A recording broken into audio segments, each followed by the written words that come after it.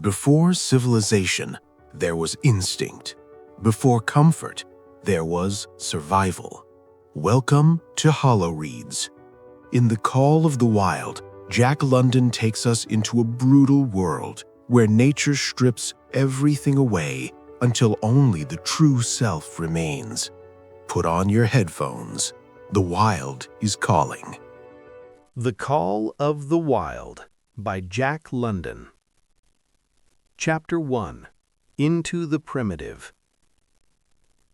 Buck did not read the newspapers, or he would have known that trouble was brewing, not alone for himself, but for every tidewater dog, strong of muscle and with warm, long hair from Puget Sound to San Diego. Because men groping in the Arctic darkness had found a yellow metal, and because steamship and transportation companies were booming the find, thousands of men were rushing into the Northland. These men wanted dogs, and the dogs they wanted were heavy dogs with strong muscles by which to toil and furry coats to protect them from the frost. Buck lived at a big house in the sun-kissed Santa Clara Valley. Judge Miller's place, it was called. It stood back from the road, half hidden among the trees through which glimpses could be caught of the wide, cool veranda that ran around its four sides. The house was approached by graveled driveways which wound about through wide-spreading lawns and under the interlacing boughs of tall poplars.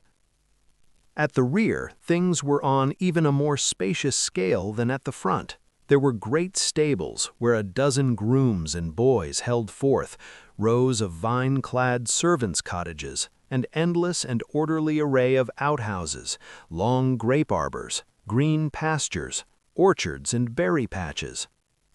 Then there was the pumping plant for the artesian well and the big cement tank where Judge Miller's boys took their morning plunge and kept cool in the hot afternoon. And over this great demesne, Buck ruled. Here he was born, and here he had lived the 4 years of his life. It was true there were other dogs. There could not but be other dogs on so vast a place, but they did not count. They came and went, resided in the populous kennels, or lived obscurely in the recesses of the house after the fashion of Toots, the Japanese pug, or Isabel, the Mexican hairless, strange creatures that rarely put nose out of doors or set foot to ground. On the other hand, there were the fox terriers, a score of them at least, who yelped fearful promises at Toots and Isabel looking out of the windows at them and protected by a legion of housemaids armed with brooms and mops. But Buck was neither house dog nor kennel dog. The whole realm was his.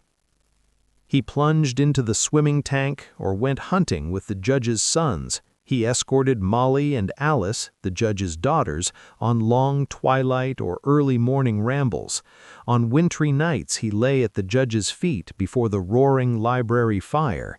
He carried the judge's grandsons on his back or rolled them in the grass and guarded their footsteps through wild adventures down to the fountain in the stable yard and even beyond, where the paddocks were and the berry patches.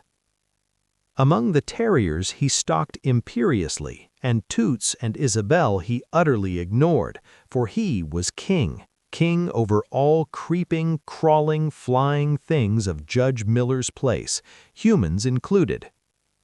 His father, Elmo, a huge Saint Bernard, had been the judge's inseparable companion, and Buck bid fair to follow in the way of his father. He was not so large. He weighed only 140 pounds, for his mother, Shep, had been a Scotch shepherd dog.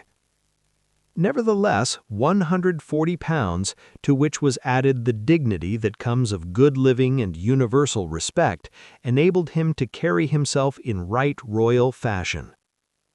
During the 4 years since his puppyhood, he had lived the life of a sated aristocrat. He had a fine pride in himself, was even a trifle egotistical, as country gentlemen sometimes become because of their insular situation. But he had saved himself by not becoming a mere pampered house dog. Hunting and kindred outdoor delights had kept down the fat and hardened his muscles, and to him, as to the cold tubbing races, the love of water had been a tonic and health preserver. And this was the manner of dog Buck was in the fall of 1897, when the Klondike strike dragged men from all the world into the frozen north. But Buck did not read the newspapers, and he did not know that Manuel, one of the gardener's helpers, was an undesirable acquaintance. Manuel had one besetting sin. He loved to play Chinese lottery. Also, in his gambling, he had one besetting weakness, faith in a system, and this made his damnation certain. For to play a system requires money, while the wages of a gardener's helper do not lap over the needs of a wife and numerous progeny. The judge was at a meeting of the Raisin Growers Association, and the boys were busy organizing an athletic club on the memorable night of Manuel's treachery. No one saw him and Buck go off through the orchard, on what Buck imagined was merely a stroll, and with the exception of a solitary man, no one saw them arrive at the little flag station known as College Park. This man talked with Manuel, and money chinked between them. "You might wrap up the goods before you deliver 'em," the stranger said gruffly, and Manuel doubled a piece of stout rope around Buck's neck under the collar. "Twist it and you'll choke him plenty," said Manuel, and the stranger grunted a ready affirmative. Buck had accepted the rope with quiet dignity. To be sure, it was an unwanted performance, but he had learned to trust in men he knew and to give them credit for a wisdom that outreached his own. But when the ends of the rope were placed in the stranger's hands, he growled menacingly. He had merely intimated his displeasure, in his pride believing that to intimate was to command. But to his surprise, the rope tightened around his neck, shutting off his breath. In quick rage, he sprang at the man, who met him halfway, grappled him close by the throat, and with a deft twist threw him over on his back.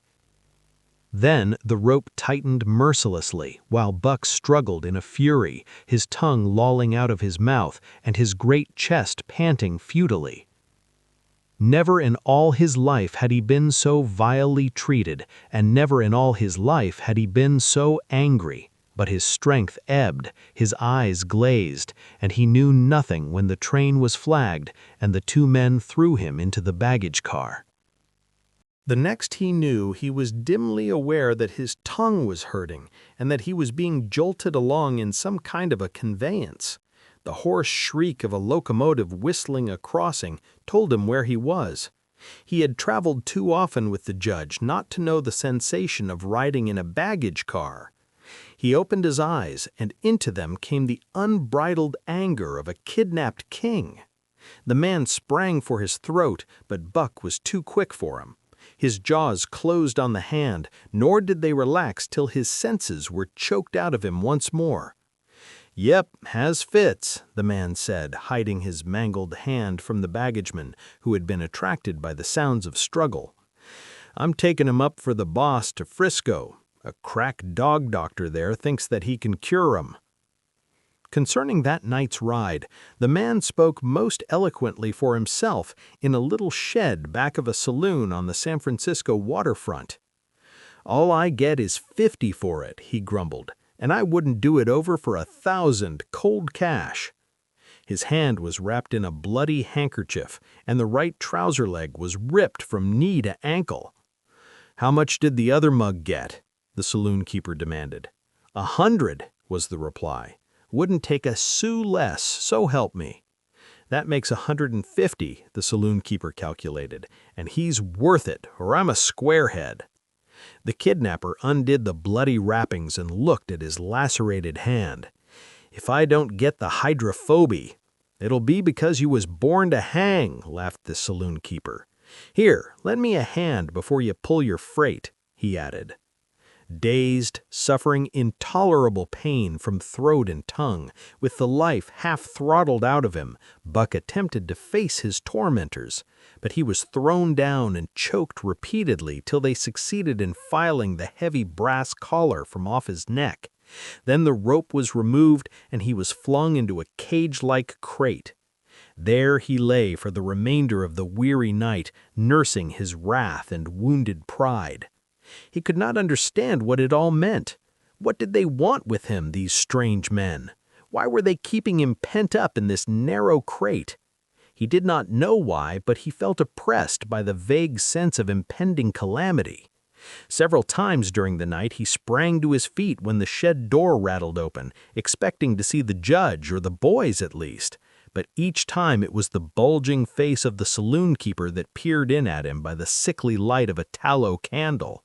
And each time the joyful bark that trembled in Buck's throat was twisted into a savage growl. But the saloon keeper let him alone, and in the morning 4 men entered and picked up the crate. More tormentors, Buck decided, for they were evil-looking creatures, ragged and unkempt, and he stormed and raged at them through the bars. They only laughed and poked sticks at him, which he promptly assailed with his teeth till he realized that that was what they wanted. Whereupon he lay down sullenly and allowed the crate to be lifted into a wagon. Then he and the crate in which he was imprisoned began a passage through many hands. Clerks in the express office took charge of him. He was carted about in another wagon. A truck carried him with an assortment of boxes and parcels on a ferry steamer. He was trucked off the steamer into a great railway depot, and finally he was deposited in an express car. For 2 days and nights this express car was dragged along the tail of shrieking locomotives, and for 2 days and nights Buck neither ate nor drank. In his anger he had met the first advances of the express messengers with growls, and they had retaliated by teasing him. When he flung himself against the bars, quivering and frothing, they laughed at him and taunted him. They growled and barked like detestable dogs, mewed and flapped their arms and crowed. It was all very silly, he knew, but therefore the more outrage to his dignity, and his anger waxed and waxed. He did not mind the hunger so much, but the lack of water caused him severe suffering and fanned his wrath to fever pitch. For that matter, high-strung and finely sensitive, the ill treatment had flung him into a fever, which was fed by the inflammation of his parched and swollen tongue and throat. He was glad for one thing: the rope was off his neck. That had given them an unfair advantage, but now that it was off, he would show them. They would never get another rope around his neck. Upon that he was resolved. For 2 days and nights he neither ate nor drank, and during those 2 days and nights of torment he accumulated a fund of wrath that boded ill for whoever first fell foul of him. His eyes turned bloodshot, and he was metamorphosed into a raging fiend. So changed was he that the judge himself would not have recognized him, and the express messengers breathed with relief when they bundled him off the train at Seattle. 4 men gingerly carried the crate from the wagon into a small, high-walled backyard. A stout man, with a red sweater that sagged generously at the neck, came out and signed the book for the driver. That was the man, Buck divined, the next tormentor, and he hurled himself savagely against the bars. The man smiled grimly and brought a hatchet and a club. "You ain't gonna take him out now?" the driver asked. "Sure," the man replied, driving the hatchet into the crate for a pry. There was an instantaneous scattering of the 4 men who had carried it in, and from safe perches on top the wall they prepared to watch the performance. Buck rushed at the splintering wood, sinking his teeth into it, surging and wrestling with it. Wherever the hatchet fell on the outside, he was there on the inside, snarling and growling, as furiously anxious to get out as the man in the red sweater was calmly intent on getting him out. "Now, you red-eyed devil," he said, when he had made an opening sufficient for the passage of Buck's body. At the same time he dropped the hatchet and shifted the club to his right hand. And Buck was truly a red-eyed devil as he drew himself together for the spring, hair bristling, mouth foaming, a mad glitter in his bloodshot eyes. Straight at the man he launched his 140 pounds of fury, surcharged with the pent passion of 2 days and nights. In mid-air, just as his jaws were about to close on the man, he received a shock that checked his body and brought his teeth together with an agonizing clip. He whirled over, fetching the ground on his back and side. He had never been struck by a club in his life and did not understand. With a snarl that was part bark and more scream, he was again on his feet and launched into the air. And again the shock came, and he was brought crushingly to the ground. This time he was aware that it was the club, but his madness knew no caution. A dozen times he charged, and as often the club broke the charge and smashed him down. After a particularly fierce blow, he crawled to his feet, too dazed to rush. He staggered limply about, the blood flowing from nose and mouth and ears, his beautiful coat sprayed and flecked with bloody slaver. Then the man advanced and deliberately dealt him a frightful blow on the nose. All the pain he had endured was as nothing compared with the exquisite agony of this. With a roar that was almost lion-like in its ferocity, he again hurled himself at the man. But the man, shifting the club from right to left, coolly caught him by the underjaw, at the same time wrenching downward and backward. Buck described a complete circle in the air and half of another, then crashed to the ground on his head and chest. For the last time he rushed. The man struck the shrewd blow he had purposely withheld for so long, and Buck crumpled up and went down, knocked utterly senseless. "He's no slouch a dog-breaking, that's what I say," one of the men on the wall cried enthusiastically. "Druther break cayuses any day, and twice on Sundays," was the reply of the driver, as he climbed on the wagon and started the horses. Buck's senses came back to him, but not his strength. He lay where he had fallen, and from there he watched the man in the red sweater. "Answers to the name of Buck," the man soliloquized, quoting from the saloon-keeper's letter which had announced the consignment of the crate and contents. "Well, Buck, my boy, we've had our little ruction, and the best thing we can do is to let it go at that. You've learned your place, and I know mine. Be a good dog, and all'll go well, and the goose hang high. Be a bad dog, and I'll whale the stuffin' out of you. Understand?" As he spoke, he fearlessly patted the head he had so mercilessly pounded, and though Buck's hair involuntarily bristled at touch of the hand, he endured it without protest. When the man brought him water, he drank eagerly, and later bolted a generous meal of raw meat, chunk by chunk, from the man's hand. He was beaten, he knew that, but he was not broken. He saw, once and for all, that he stood no chance against a man with a club. He had learned the lesson, and in all his after life he never forgot it. That club was a revelation. It was his introduction to the reign of primitive law, and he met the introduction halfway. The facts of life took on a fiercer aspect, and while he faced that aspect uncowed, he faced it with all the latent cunning of his nature aroused. As the days went by, other dogs came, in crates and at the ends of ropes, some docilely and some raging and roaring as he had come, and one and all he watched them pass under the dominion of the man in the red sweater. Again and again, as he looked at each brutal performance, the lesson was driven home to Buck. A man with a club was a lawgiver, a master to be obeyed, though not necessarily conciliated. Of this last Buck was never guilty, though he did see beaten dogs that fawned on the man and wagged their tails and licked his hand. Also he saw one dog that would neither conciliate nor obey, finally killed in the struggle for mastery. Now and again men came, strangers, who talked excitedly, wheedlingly, and in all kinds of fashions to the man in the red sweater, and at such times that money passed between them, the strangers took one or more of the dogs away with them. Buck wondered where they went, for they never came back, but the fear of the future was strong upon him, and he was glad each time when he was not selected.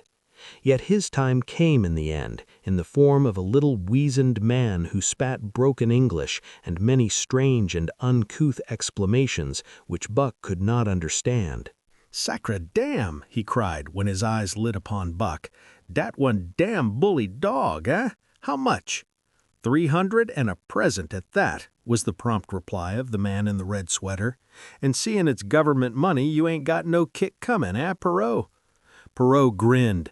Considering that the price of dogs had been boomed skyward by the unwanted demand, it was not an unfair sum for so fine an animal. The Canadian government would be no loser, nor would its dispatches travel the slower. Perot knew dogs, and when he looked at Buck, he knew that he was 1 in 1,000. 1 in 10,000, he commented mentally. Buck saw money pass between them and was not surprised when Curly, a good-natured Newfoundland, and he were led away by the little weazened man. That was the last he saw of the man in the red sweater, and as Curly and he looked at receding Seattle from the deck of the narwhal, it was the last he saw of the warm Southland. Curly and he were taken below by Perot and turned over to a black-faced giant called Francois. Perot was a French-Canadian and swarthy, but Francois was a French-Canadian half-breed and twice as swarthy.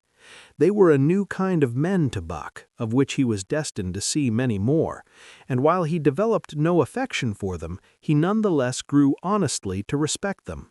He speedily learned that Perot and Francois were fair men, calm and impartial in administering justice, and too wise in the way of dogs to be fooled by dogs. In the 'tween decks of the narwhal, Buck and Curly joined 2 other dogs. One of them was a big, snow-white fellow from Spitzbergen, who had been brought away by a whaling captain and who had later accompanied a geological survey into the Barrens.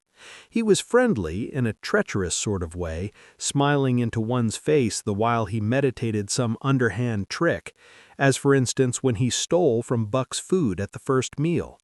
As Buck sprang to punish him, the lash of Francois's whip sang through the air, reaching the culprit first, and nothing remained to Buck but to recover the bone. That was fair of Francois, he decided, and the half-breed began his rise in Buck's estimation. The other dog made no advances, nor received any. Also, he did not attempt to steal from the newcomers. He was a gloomy, morose fellow, and he showed Curly plainly that all he desired was to be left alone, and further that there would be trouble if he were not left alone.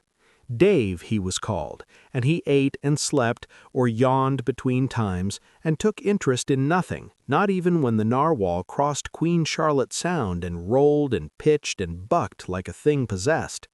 When Buck and Curly grew excited, half wild with fear, he raised his head as though annoyed, favored them with an incurious glance, yawned, and went to sleep again. Day and night the ship throbbed to the tireless pulse of the propeller, and though one day was very like another, it was apparent to Buck that the weather was steadily growing colder. At last, one morning the propeller was quiet, and the narwhal was pervaded with an atmosphere of excitement. He felt it, as did the other dogs, and knew that a change was at hand. Francois leashed them and brought them on deck. At the first step upon the cold surface, Buck's feet sank into a white mushy something very like mud. He sprang back with a snort. More of this white stuff was falling through the air. He shook himself, but more of it fell upon him. He sniffed it curiously, then licked some up on his tongue. It bit like fire, and the next instant was gone. This puzzled him. He tried it again, with the same result. The onlookers laughed uproariously, and he felt ashamed, he knew not why, for it was his first snow. 2. The Law of Club and Fang. Buck's first day on the Daya Beach was like a nightmare. Every hour was filled with shock and surprise.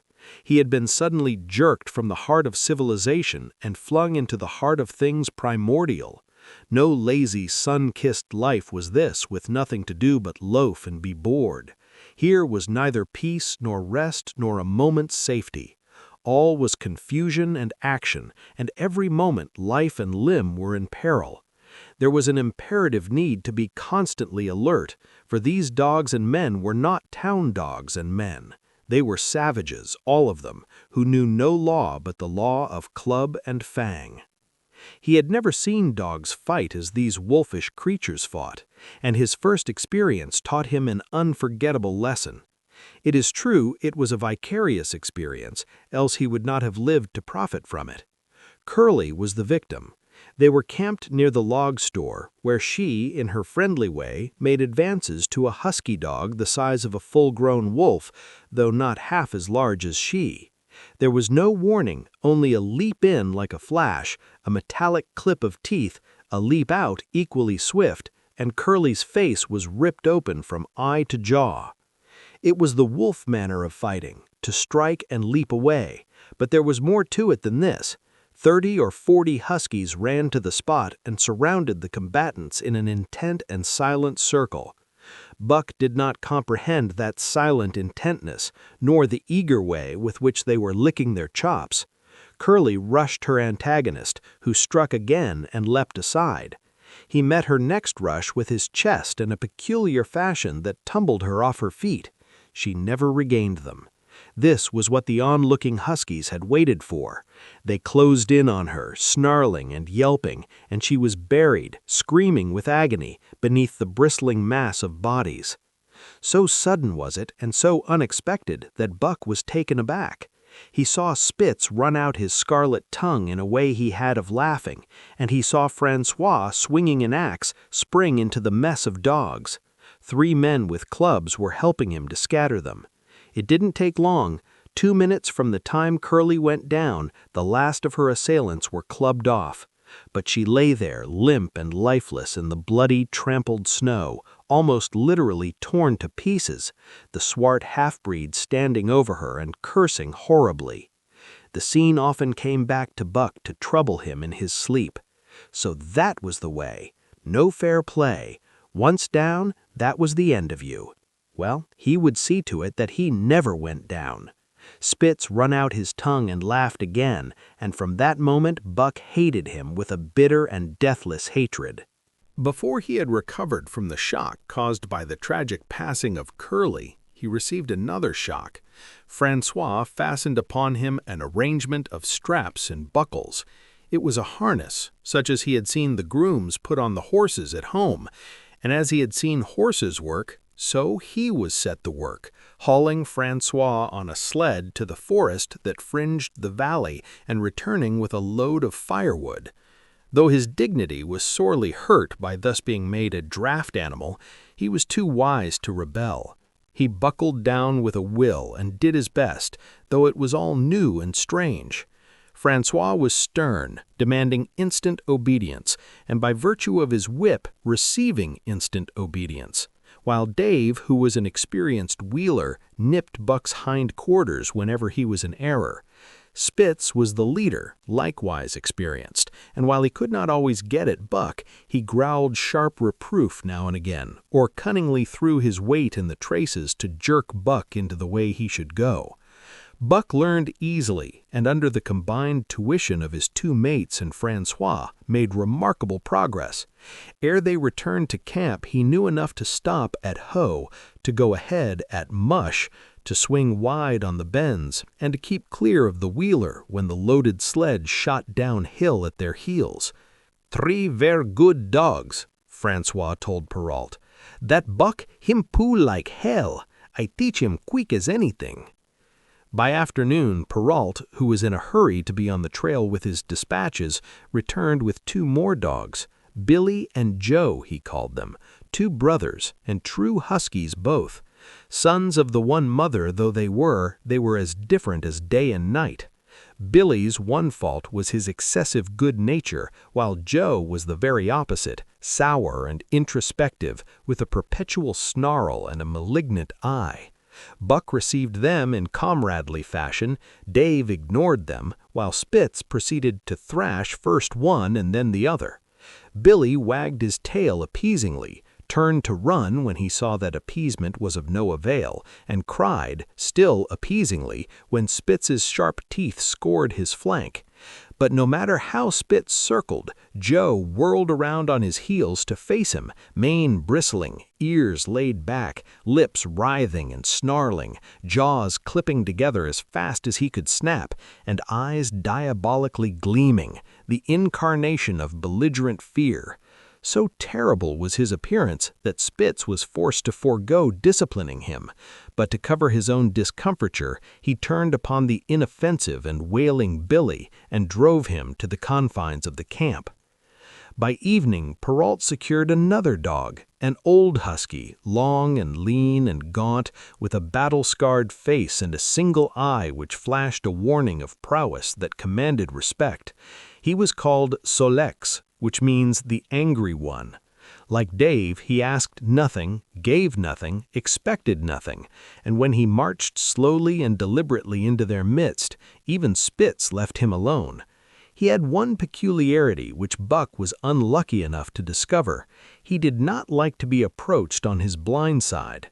Of this offense Buck was unwittingly guilty, and the first knowledge he had of his indiscretion was when Solex whirled upon him and slashed his shoulder to the bone for 3 inches up and down. Forever after, Buck avoided his blind side, and to the last of their comradeship had no more trouble. His only apparent ambition, like Dave's, was to be left alone, though, as Buck was afterward to learn, each of them possessed one other and even more vital ambition. That night Buck faced the great problem of sleeping. The tent, illuminated by a candle, glowed warmly in the midst of the white plain, and when he, as a matter of course, entered it, both Perrault and Francois bombarded him with curses and cooking utensils until he recovered from his consternation and fled ignominiously into the outer cold. A chill wind was blowing that nipped him sharply and bit with a special venom into his wounded shoulder. He lay down on the snow and attempted to sleep, but the frost soon drove him shivering to his feet. Miserable and disconsolate, he wandered about among the many tents, only to find that one place was as cold as another. Here and there savage dogs rushed upon him, but he bristled his neck hair and snarled, for he was learning fast, and they let him go his way unmolested. Finally, an idea came to him. He would return and see how his own teammates were making out.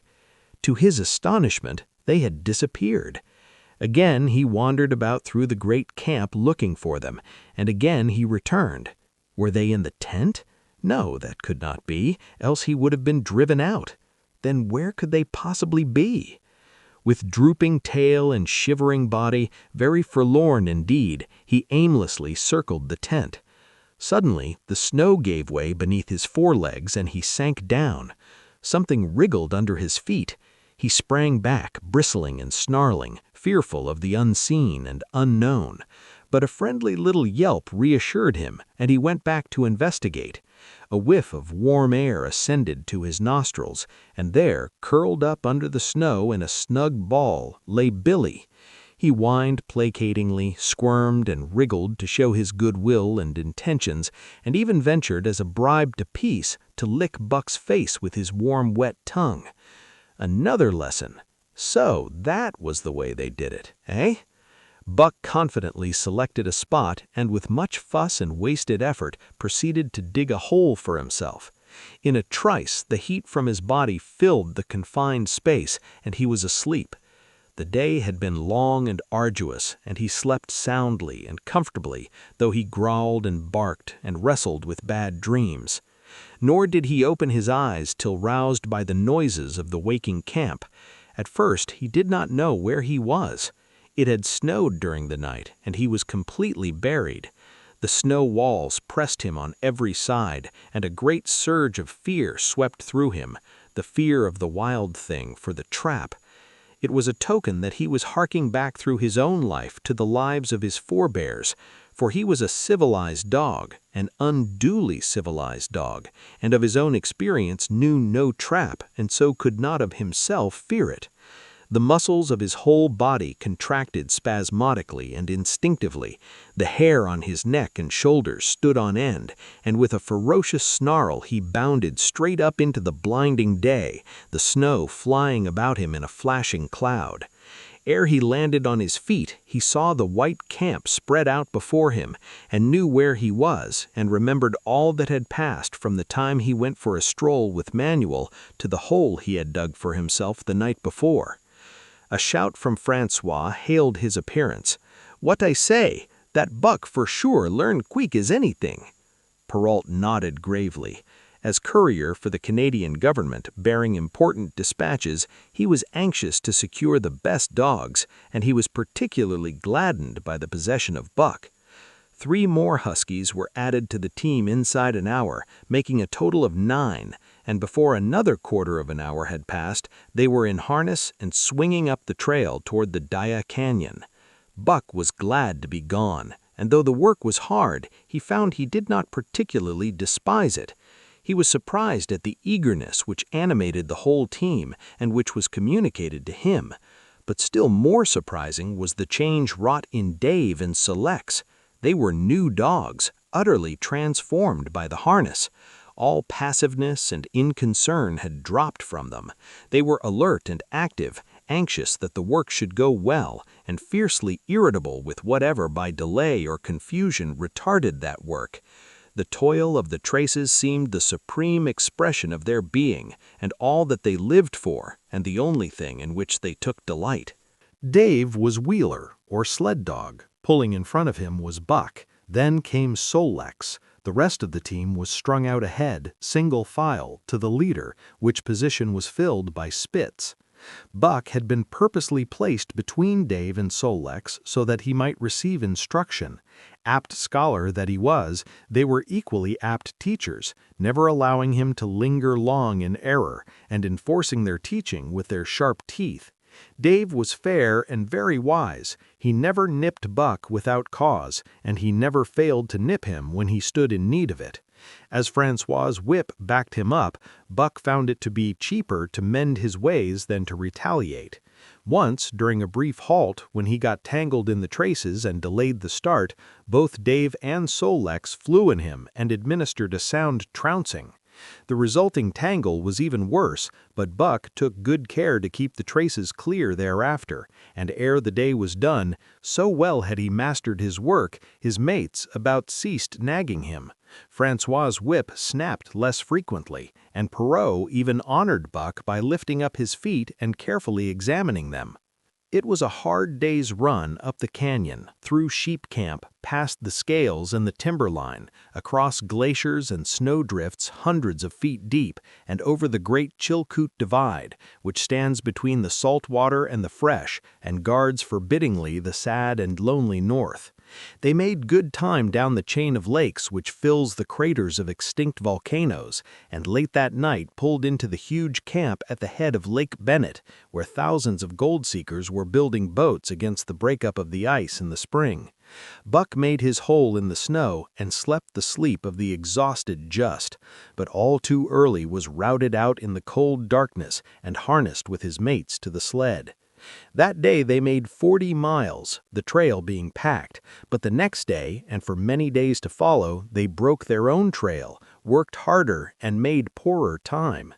As a rule, Perrault traveled ahead of the team, packing the snow with webbed shoes to make it easier for them. Francois, guiding the sled at the G-pole, sometimes exchanged places with him, but not often.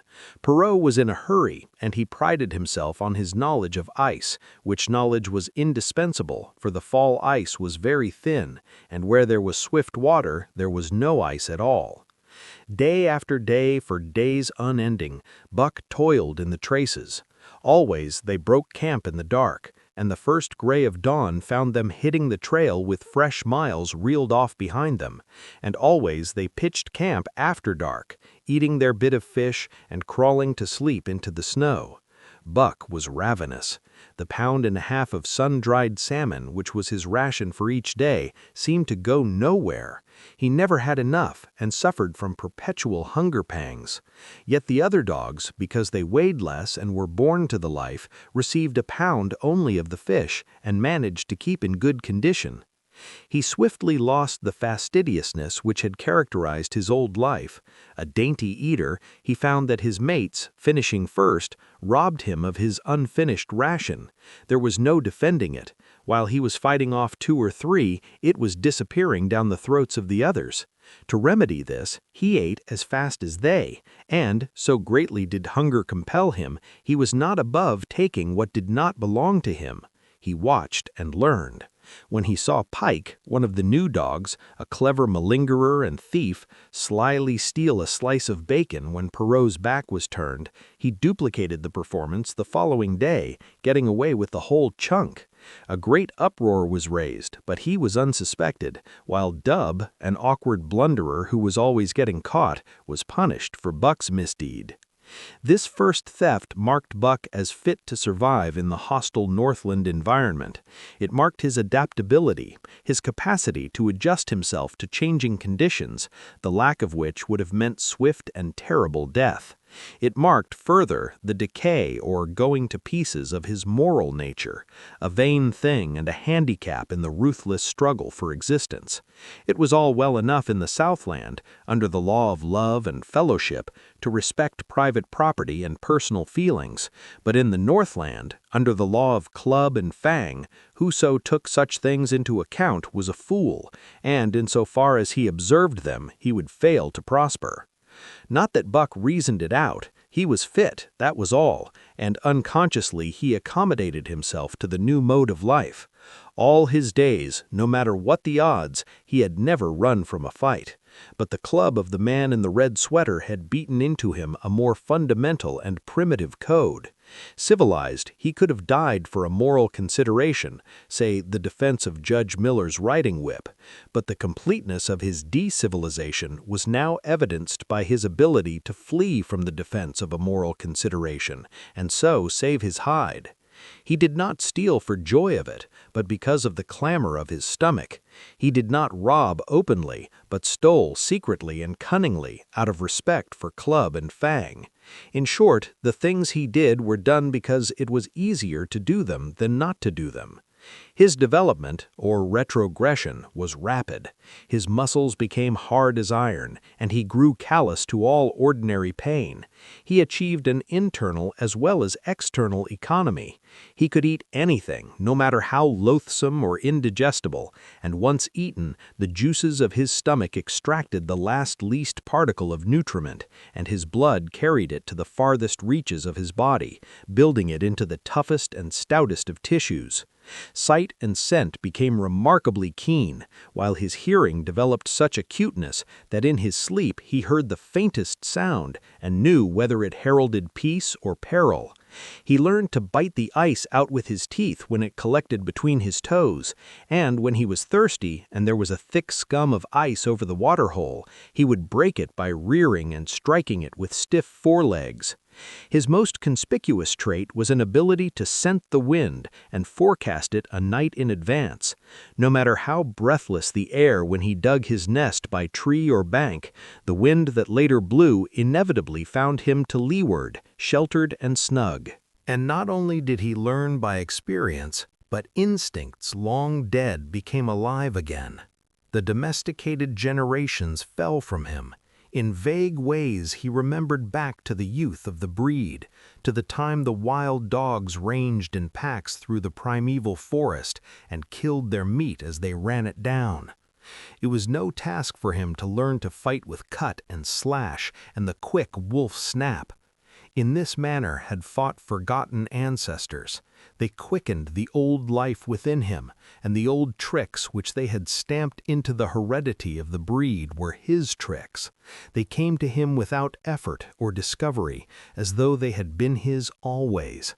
And when, on the still cold nights, he pointed his nose at a star and howled long and wolf-like, it was his ancestors, dead and dust, pointing nose at star and howling down through the centuries and through him.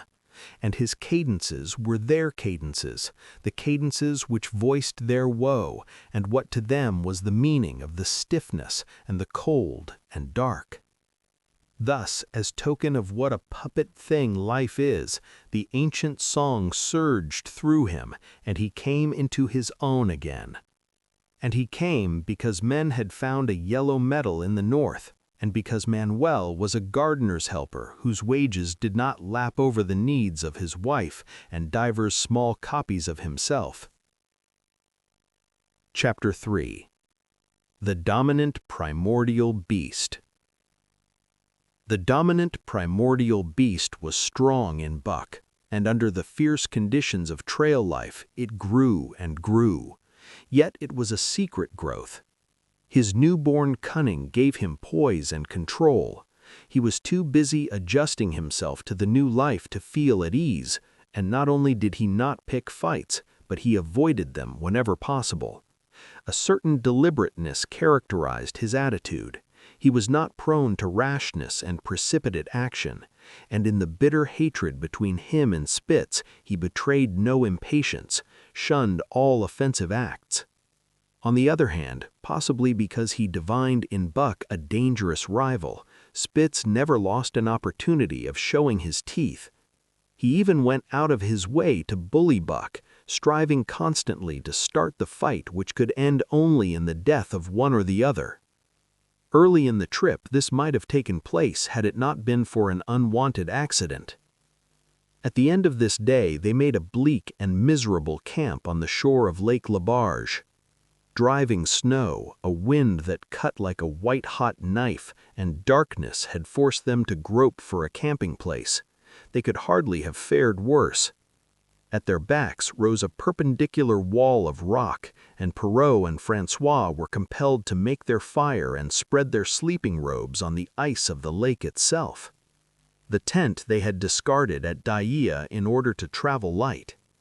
A few sticks of driftwood furnished them with a fire that thawed down through the ice and left them to eat supper in the dark. Close in under the sheltering rock Buck made his nest. So snug and warm was it that he was loath to leave it when Francois distributed the fish which he had first thawed over the fire. But when Buck finished his ration and returned, he found his nest occupied. A warning snarl told him that the trespasser was Spitz. Till now Buck had avoided trouble with his enemy, but this was too much. The beast in him roared. He sprang upon Spitz with a fury which surprised them both, and Spitz particularly, for his whole experience with Buck had gone to teach him that his rival was an unusually timid dog who managed to hold his own only because of his great weight and size. Francois was surprised too when they shot out in a tangle from the disrupted nest, and he divined the cause of the trouble. "Ah," he cried to Buck, "give it to him, by gar, give it to him, that dirty thief." Spitz was equally willing. He was crying with sheer rage and eagerness as he circled back and forth for a chance to spring in. Buck was no less eager and no less cautious as he likewise circled back and forth for the advantage. But it was then that the unexpected happened, the thing which projected their struggle for supremacy far into the future, past many a weary mile of trail and toil. An oath from Perrault, the resounding impact of a club on a bony frame, and a shrill yelp of pain heralded the breaking forth of pandemonium.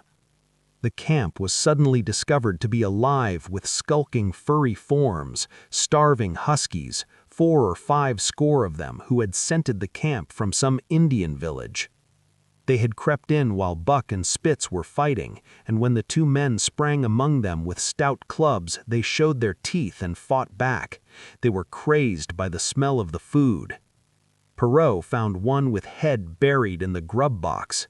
His club landed heavily on the gaunt ribs, and the grub box was capsized on the ground. On the instant, a score of the famished brutes were scrambling for the bread and bacon. The clubs fell upon them unheeded. They yelped and howled under the rain of blows, but struggled none the less madly till the last crumb had been devoured. In the meantime, the astonished team dogs had burst out of their nests only to be set upon by the fierce invaders. Never had Buck seen such dogs. It seemed as though their bones would burst through their skins. They were mere skeletons, draped loosely in draggled hides, with blazing eyes and slavered fangs. But the hunger madness made them terrifying, irresistible. There was no opposing them. The team dogs were swept back against the cliff at the first onset. Buck was beset by 3 huskies, and in a trice his head and shoulders were ripped and slashed. The din was frightful. Billy was crying as usual. Dave and Solex, dripping blood from a score of wounds, were fighting bravely side by side. Joe was snapping like a demon. Once his teeth closed on the foreleg of a husky, and he crunched down through the bone. Pike, the malingerer, leapt upon the crippled animal, breaking its neck with a quick flash of teeth and a jerk. Buck got a frothing adversary by the throat and was sprayed with blood when his teeth sank through the jugular. The warm taste of it in his mouth goaded him to greater fierceness. He flung himself upon another, and at the same time felt teeth sink into his own. It was Spitz, treacherously attacking from the side. Perrault and Francois, having cleaned out their part of the camp, hurried to save their sled dogs. The wild wave of famished beasts rolled back before them, and Buck shook himself free. But it was only for a moment. The 2 men were compelled to run back to save the grub, upon which the huskies returned to the attack on the team. Billy, terrified into bravery, sprang through the savage circle and fled away over the ice. Pike and Dub followed on his heels with the rest of the team behind. As Buck drew himself together to spring after them, out of the tail of his eye he saw Spitz rush upon him with the evident intention of overthrowing him. Once off his feet and under that mass of huskies, there was no hope for him. But he braced himself to the shock of Spitz's charge, then joined the flight out on the lake.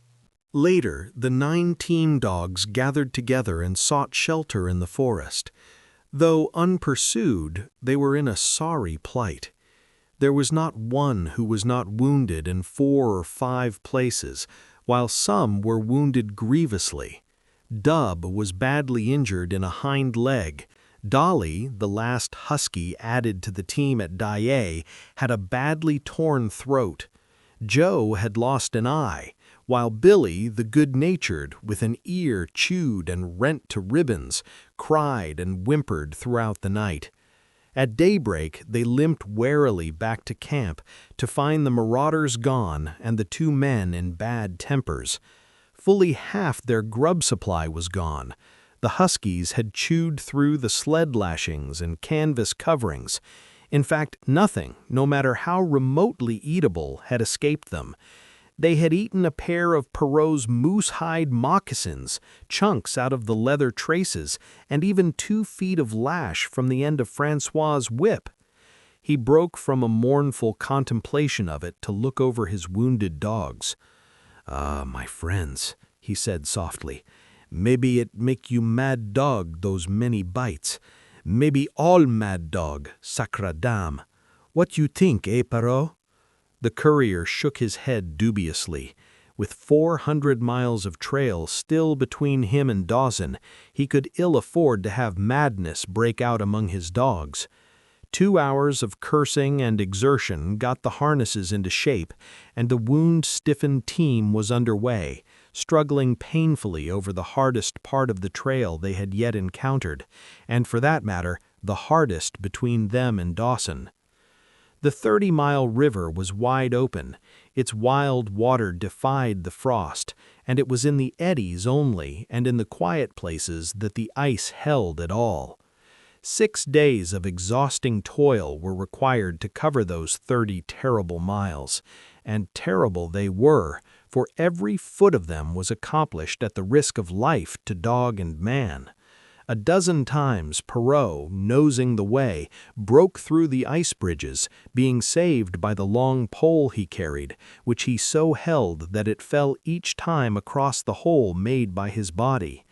But a cold snap was on, the thermometer registering 50 below zero, and each time he broke through, he was compelled for very life to build a fire and dry his garments. Nothing daunted him. It was because nothing daunted him that he had been chosen for government courier. He took all manner of risks, resolutely thrusting his little weazened face into the frost and struggling on from dim dawn to dark. He skirted the frowning shores on rim ice that bent and crackled underfoot and upon which they dared not halt. Once the sled broke through with Dave and Buck, and they were half frozen and all but drowned by the time they were dragged out. The usual fire was necessary to save them.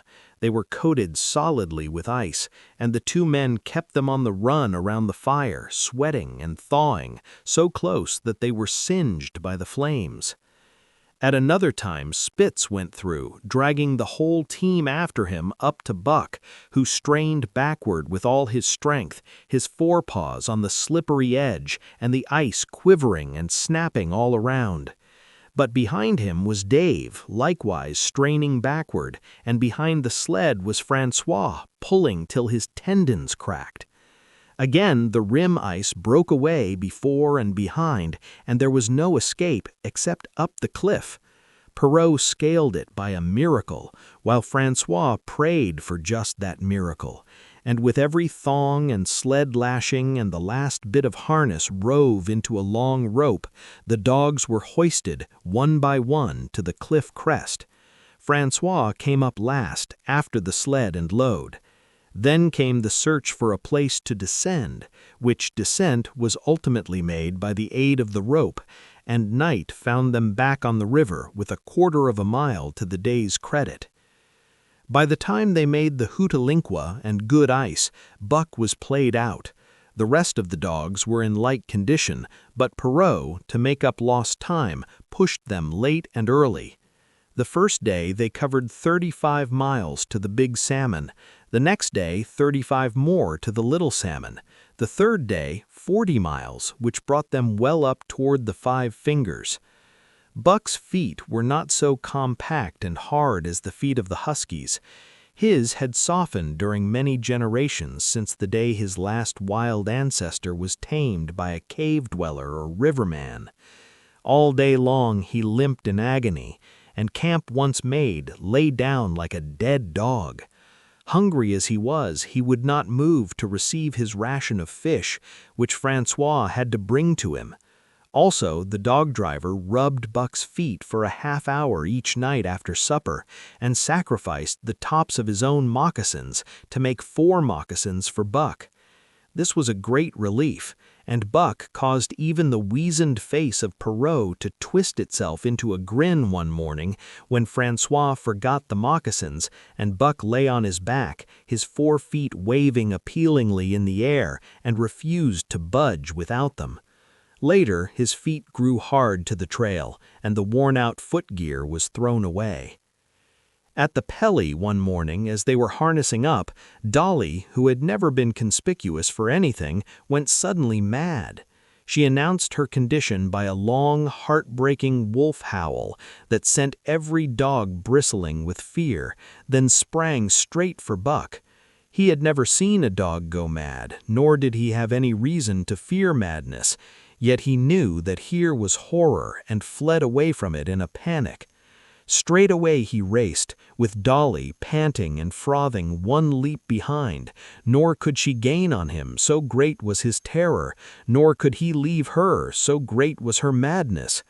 He plunged through the wooded breast of the island, flew down to the lower end, crossed a back channel filled with rough ice to another island, gained a 3rd island, curved back to the main river, and in desperation started to cross it. And all the time, though he did not look, he could hear her snarling just 1 leap behind. Francois called to him a quarter of a mile away, and he doubled back, still 1 leap ahead, gasping painfully for air, and putting all his faith in that Francois would save him. The dog driver held the axe poised in his hand, and as Buck shot past him, the axe crashed down on Mad Dolly's head. Buck staggered over against the sled, exhausted, sobbing for breath, helpless. This was Spitz's opportunity.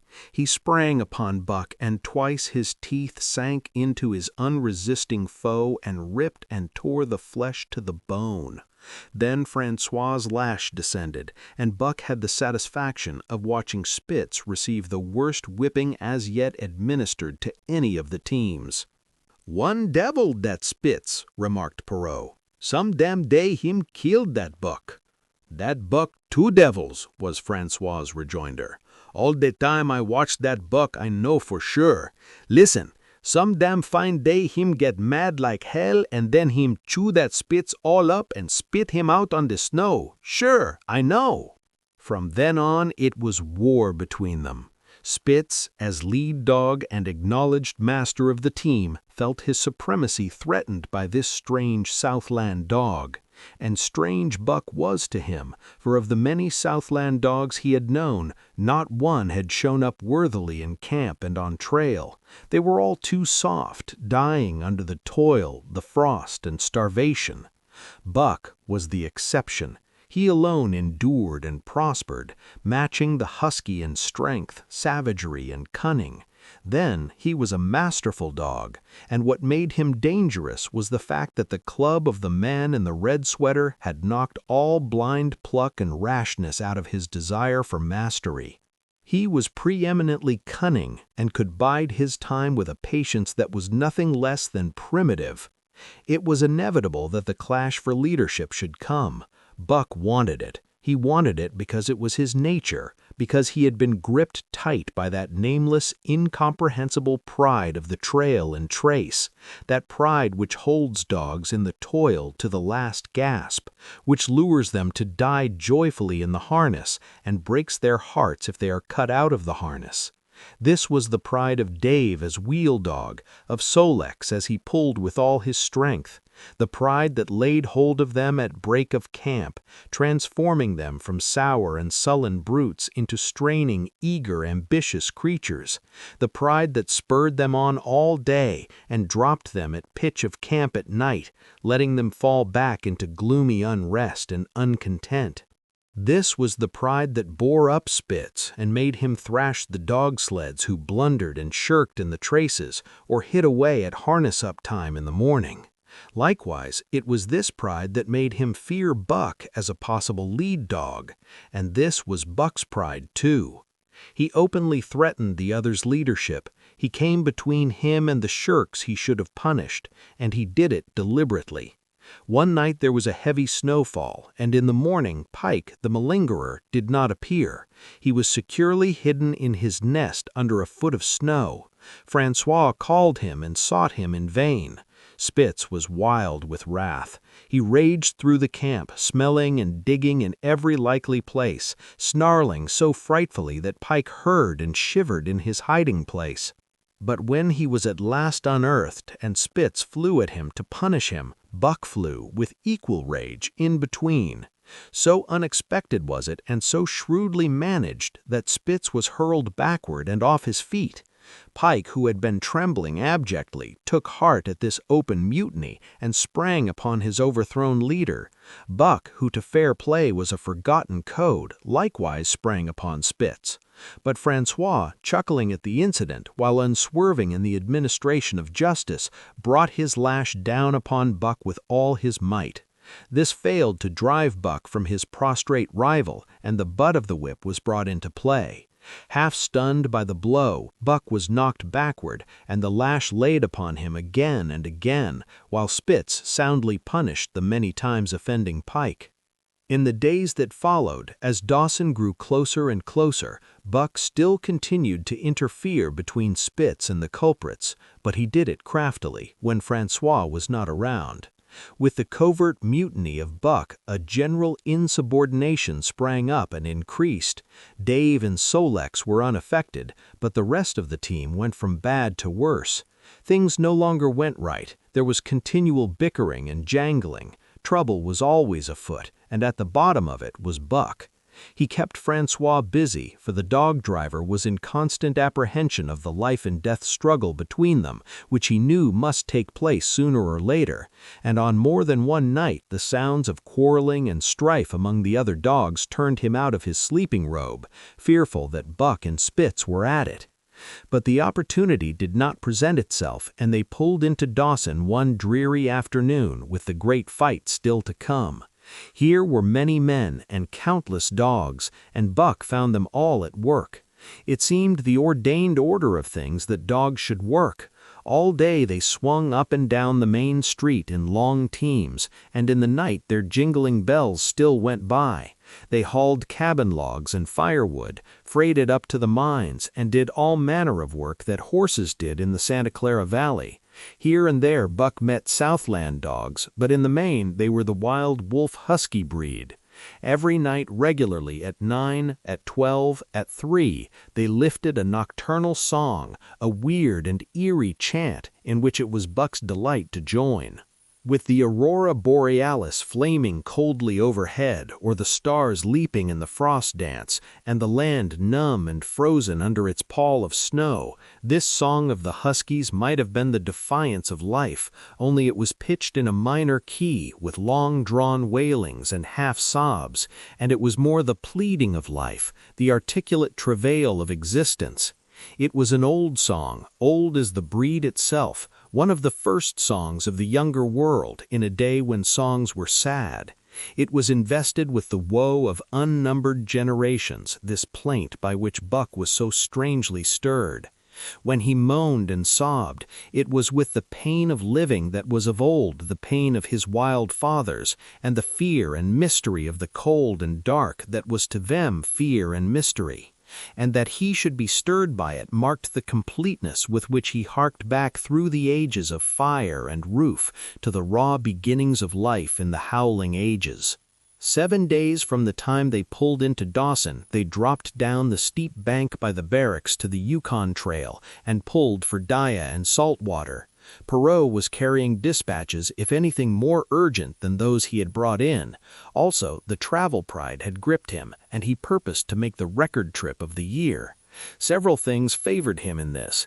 The week's rest had recuperated the dogs and put them in thorough trim.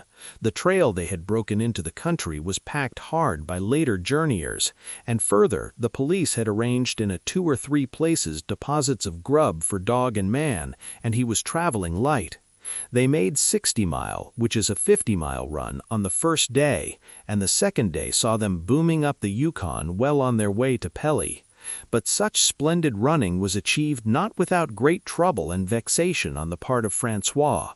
The insidious revolt led by Buck had destroyed the solidarity of the team. It no longer was as one dog leaping in the traces. The encouragement Buck gave the rebels led them into all kinds of petty misdemeanors. No more was Spitz a leader greatly to be feared. The old awe departed, and they grew equal to challenging his authority. Pike robbed him of half a fish one night and gulped it down under the protection of Buck. Another night, Dub and Joe fought Spitz and made him forego the punishment they deserved.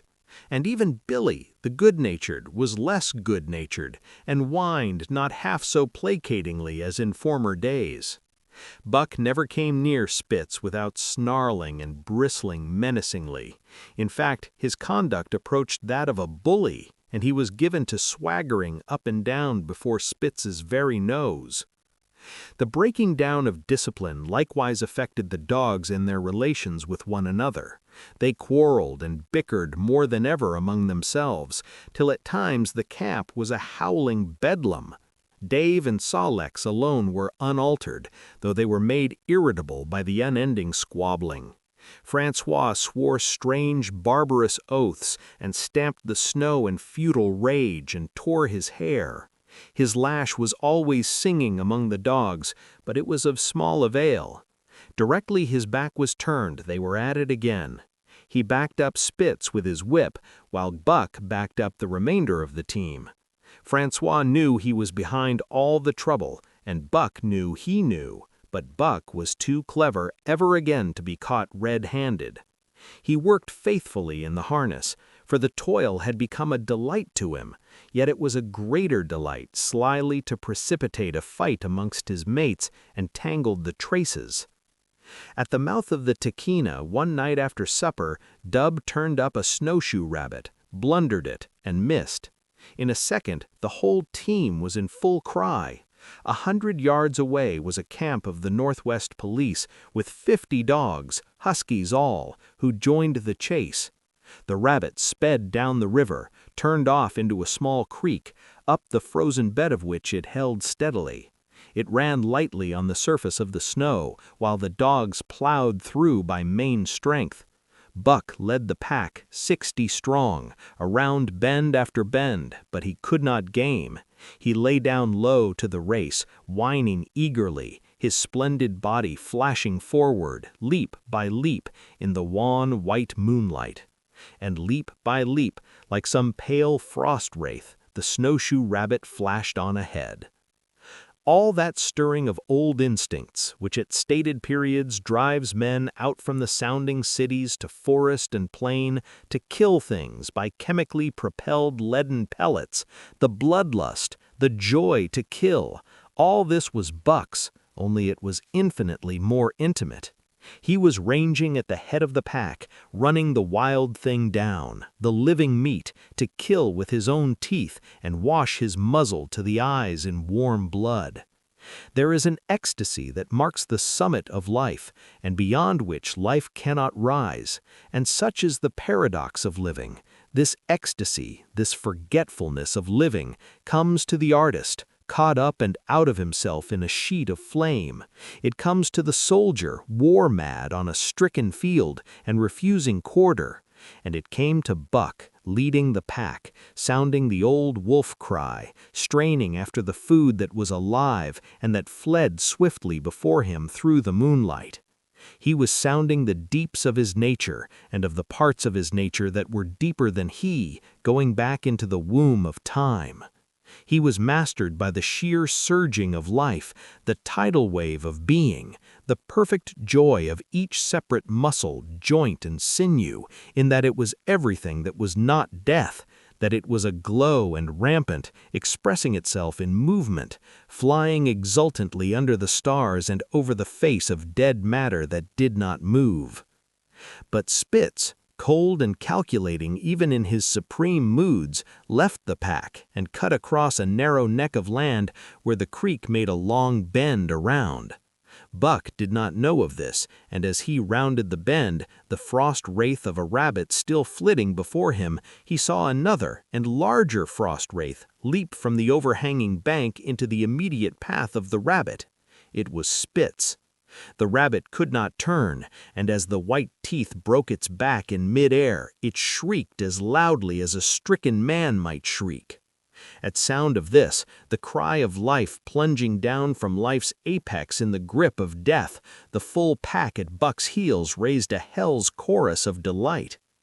Buck did not cry out, he did not check himself, but drove in upon Spitz, shoulder to shoulder, so hard that he missed the throat. They rolled over and over in the powdery snow. Spitz gained his feet almost as though he had not been overthrown, slashing Buck down the shoulder and leaping clear. Twice his teeth clipped together, like the steel jaws of a trap, as he backed away for better footing, with lean and lifting lips that writhed and snarled. In a flash, Buck knew it. The time had come. It was to the death. As they circled about, snarling, ears laid back, keenly watchful for the advantage, the scene came to Buck with a sense of familiarity. He seemed to remember it all, the white woods and earth and moonlight and the thrill of battle. Over the whiteness and silence brooded a ghostly calm. There was not the faintest whisper of air, nothing moved. Not a leaf quivered, the visible breaths of the dogs rising slowly and lingering in the frosty air.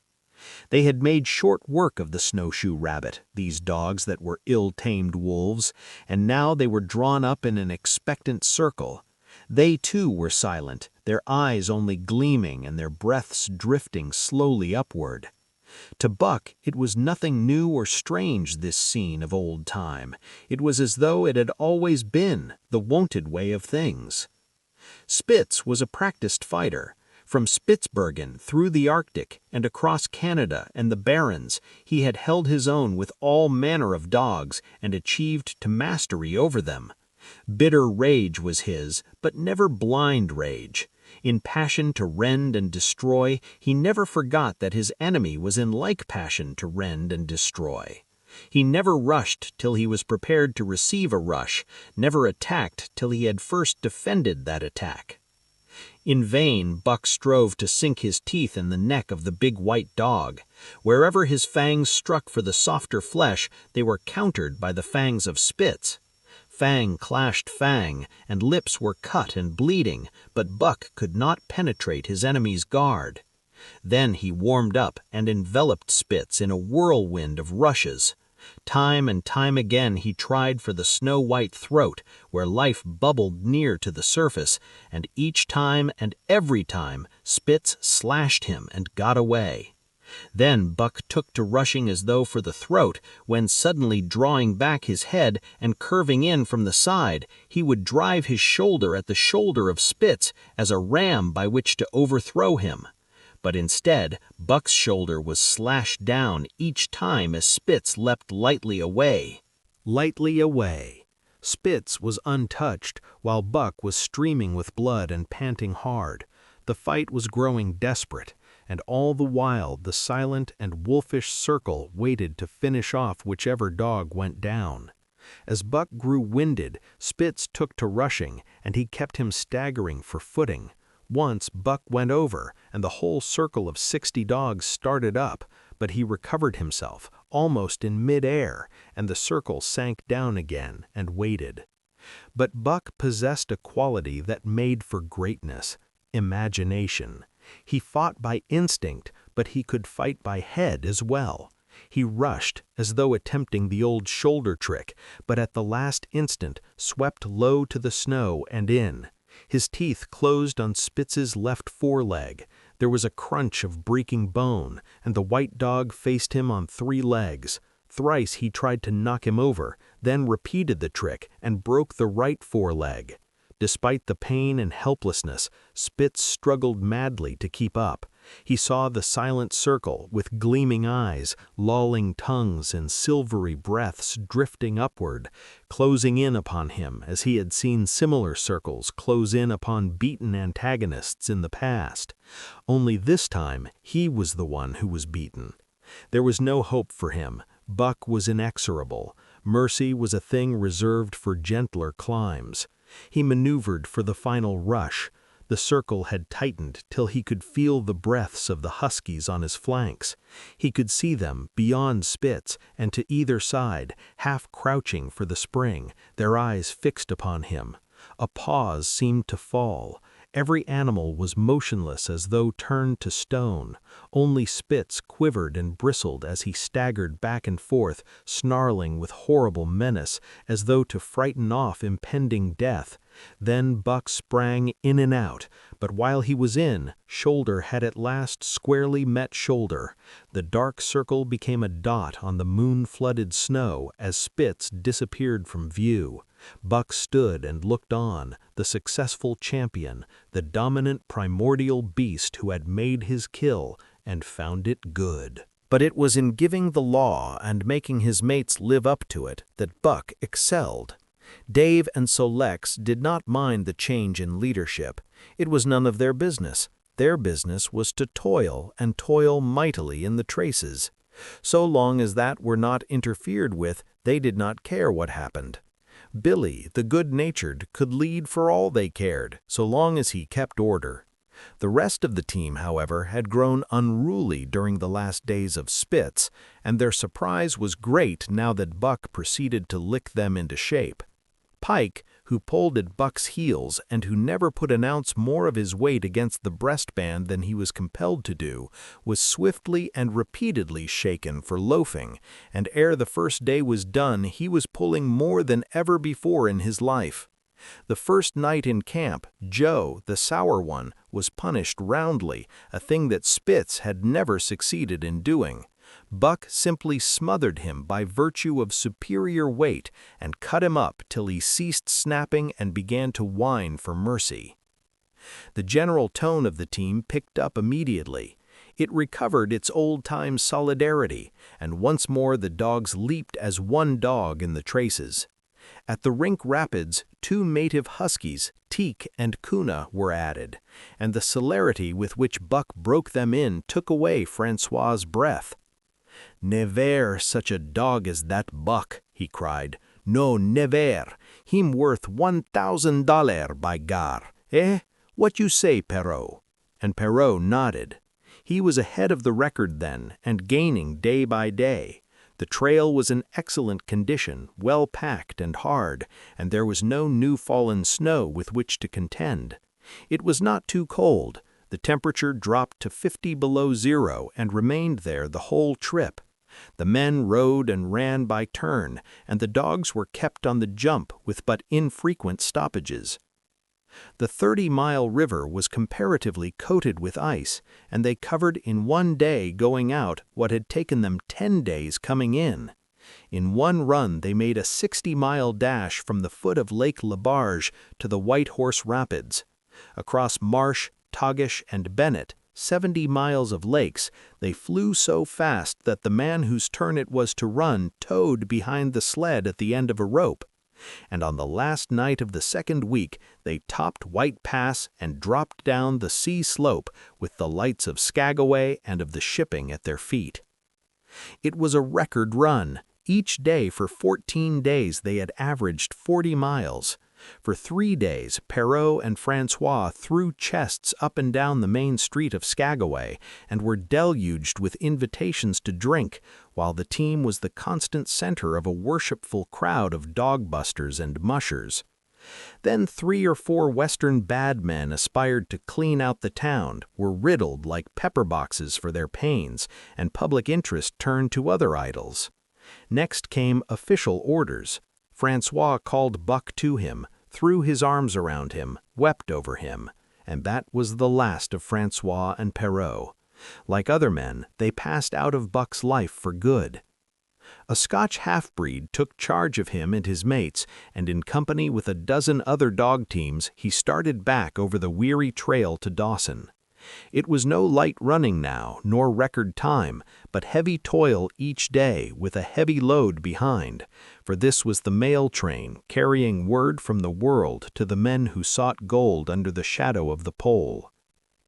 Buck did not like it, but he bore up well to the work, taking pride in it in the manner of Dave and Solex, and seeing that his mates, whether they prided in it or not, did their fair share. It was a monotonous life, operating with machine-like regularity. One day was very like another. At a certain time each morning the cooks turned out, fires were built, and breakfast was eaten. Then, while some broke camp, others harnessed the dogs, and they were under way an hour or so before the darkness fell which gave warning of dawn. At night camp was made. Some pitched the flies, others cut firewood and pine boughs for the beds, and still others carried water or ice for the cooks. Also, the dogs were fed.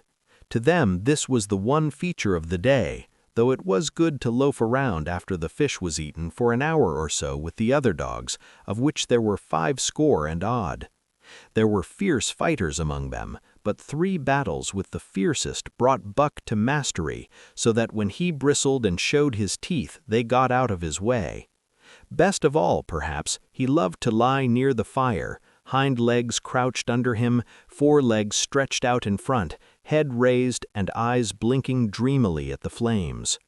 Sometimes he thought of Judge Miller's big house in the sun-kissed Santa Clara Valley, and of the cement swimming tank, and Isabel, the Mexican hairless, and Toots, the Japanese pug. But oftener he remembered the man in the red sweater, the death of Curly, the great fight with Spitz, and the good things he had eaten or would like to eat. He was not homesick. The Sunland was very dim and distant, and such memories had no power over him.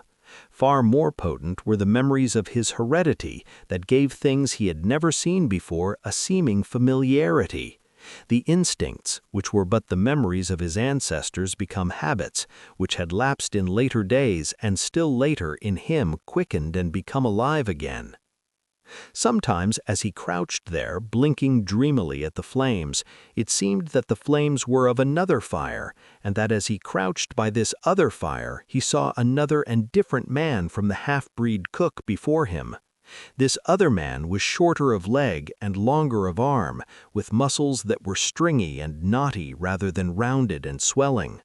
The hair of this man was long and matted, and his head slanted back under it from the eyes. He uttered strange sounds and seemed very afraid of the darkness, into which he peered continually, clutching in his hand, which hung midway between knee and foot, a stick with a heavy stone made fast to the end. He was all but naked, a ragged and fire-scorched skin hanging part way down his back, but on his body there was much hair.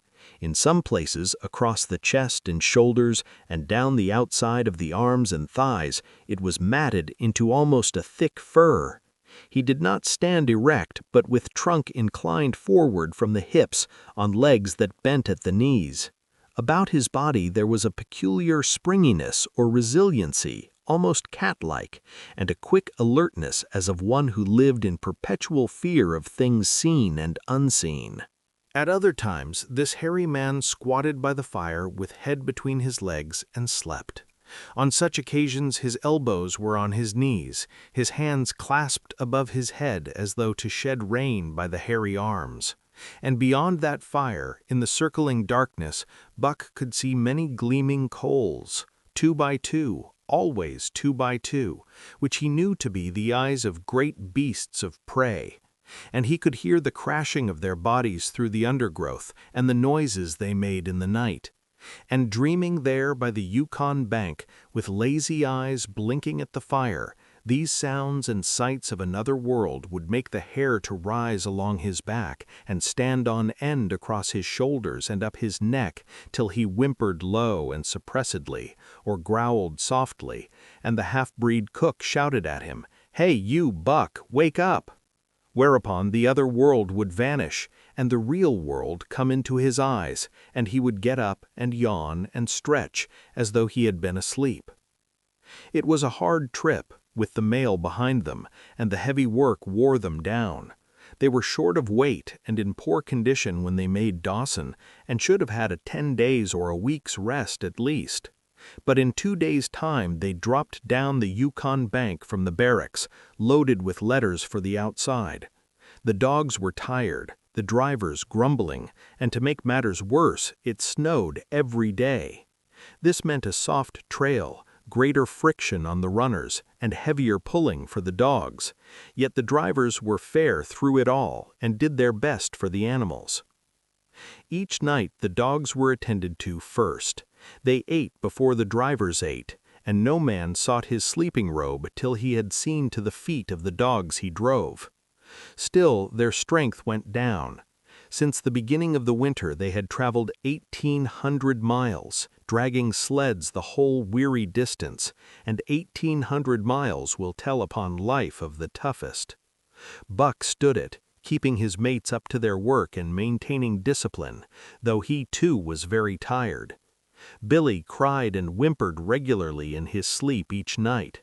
Joe was sourer than ever, and Solex was unapproachable, blind side or other side. But it was Dave who suffered most of all. Something had gone wrong with him. He became more morose and irritable, and when camp was pitched, at once made his nest, where his driver fed him. Once out of the harness and down, he did not get on his feet again till harness-up time in the morning. Sometimes, in the traces, when jerked by a sudden stoppage of the sled or by straining to start it, he would cry out with pain. The driver examined him but could find nothing. All the drivers became interested in his case. They talked it over at mealtime and over their last pipes before going to bed, and one night they held a consultation. He was brought from his nest to the fire and was pressed and prodded till he cried out many times. Something was wrong inside, but they could locate no broken bones, could not make it out.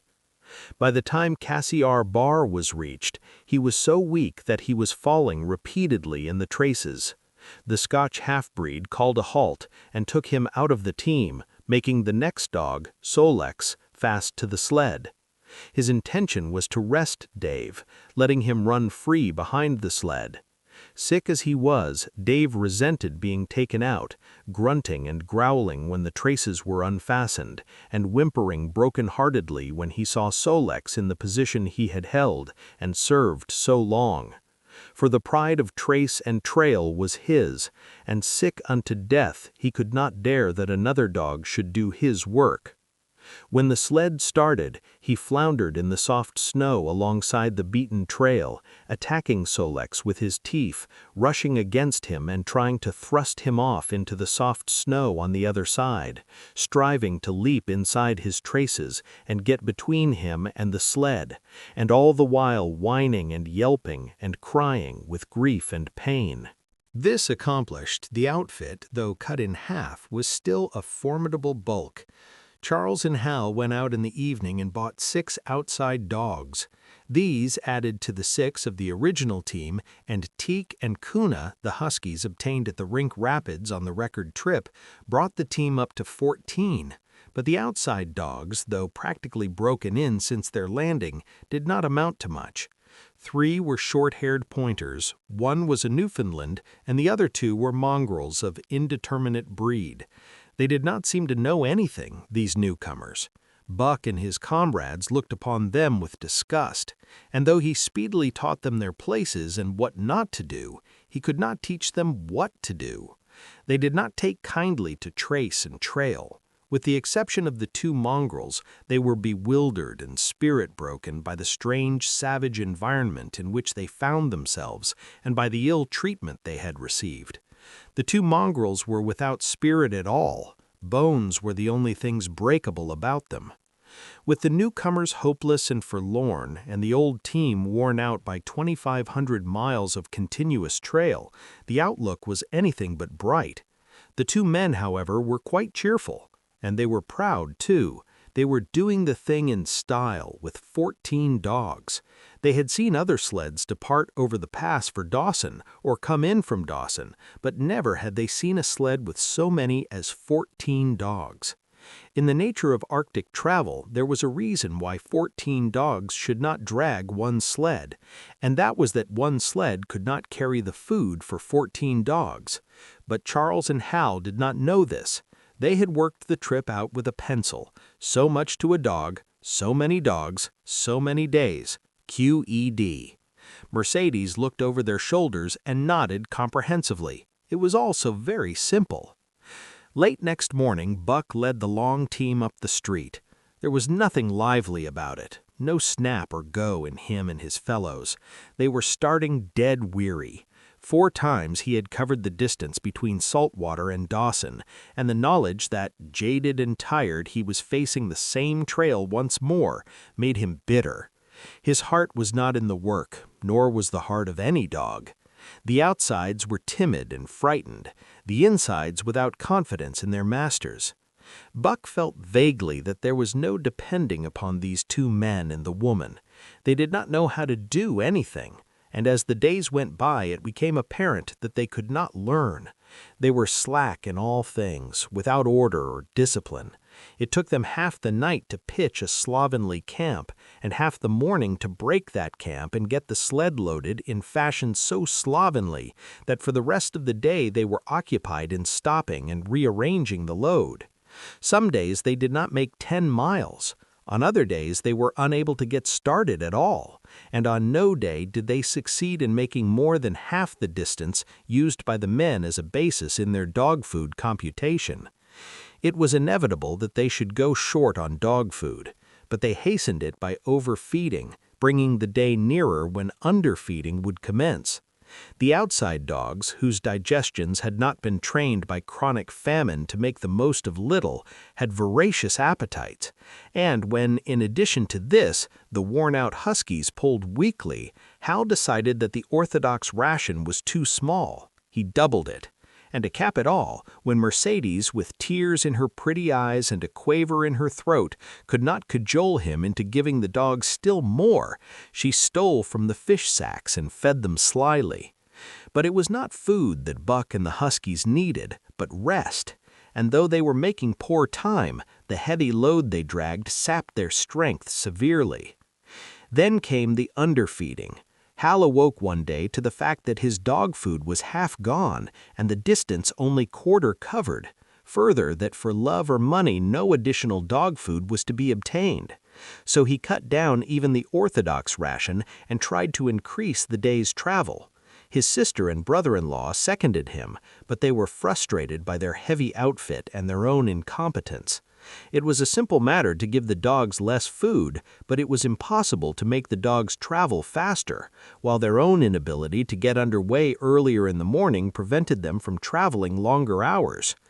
Not only did they not know how to work dogs, but they did not know how to work themselves. The first to go was Dub. Poor blundering thief that he was, always getting caught and punished, he had nonetheless been a faithful worker. His wrenched shoulder blade, untreated and unrested, went from bad to worse, till finally Hal shot him with the big Colt's revolver. It is a saying of the country that an outside dog starves to death on the ration of the husky, so the 6 outside dogs under Buck could do no less than die on half the ration of the husky. The Newfoundland went first, followed by the 3 short-haired pointers, the 2 mongrels hanging more grittily on to life, but going in the end. By this time, all the amenities and gentlenesses of the Southland had fallen away from the 3 people. Shorn of its glamour and romance, Arctic travel became to them a reality too harsh for their manhood and womanhood. Mercedes ceased weeping over the dogs, being too occupied with weeping over herself and with quarreling with her husband and brother. To quarrel was the one thing they were never too weary to do. Their irritability arose out of their misery, increased with it, doubled upon it, outdistanced it. The wonderful patience of the trail which comes to men who toil hard and suffer sore and remain sweet of speech and kindly did not come to these 2 men and the woman. They had no inkling of such a patience. They were stiff and in pain. Their muscles ached, their bones ached, their very hearts ached. And because of this they became sharp of speech, and hard words were first on their lips in the morning and last at night. Charles and Hal wrangled whenever Mercedes gave them a chance. It was the cherished belief of each that he did more of his share of the work, and neither forbore to speak this belief at every opportunity. Sometimes Mercedes sided with her husband, sometimes with her brother. The result was a beautiful and endless family quarrel. Starting from a dispute as to who should chop a few sticks for the fire, a dispute which concerned only Charles and Hal, presently would be lugged in the rest of the family, fathers, mothers, uncles, cousins, people thousands of miles away, and some of them dead.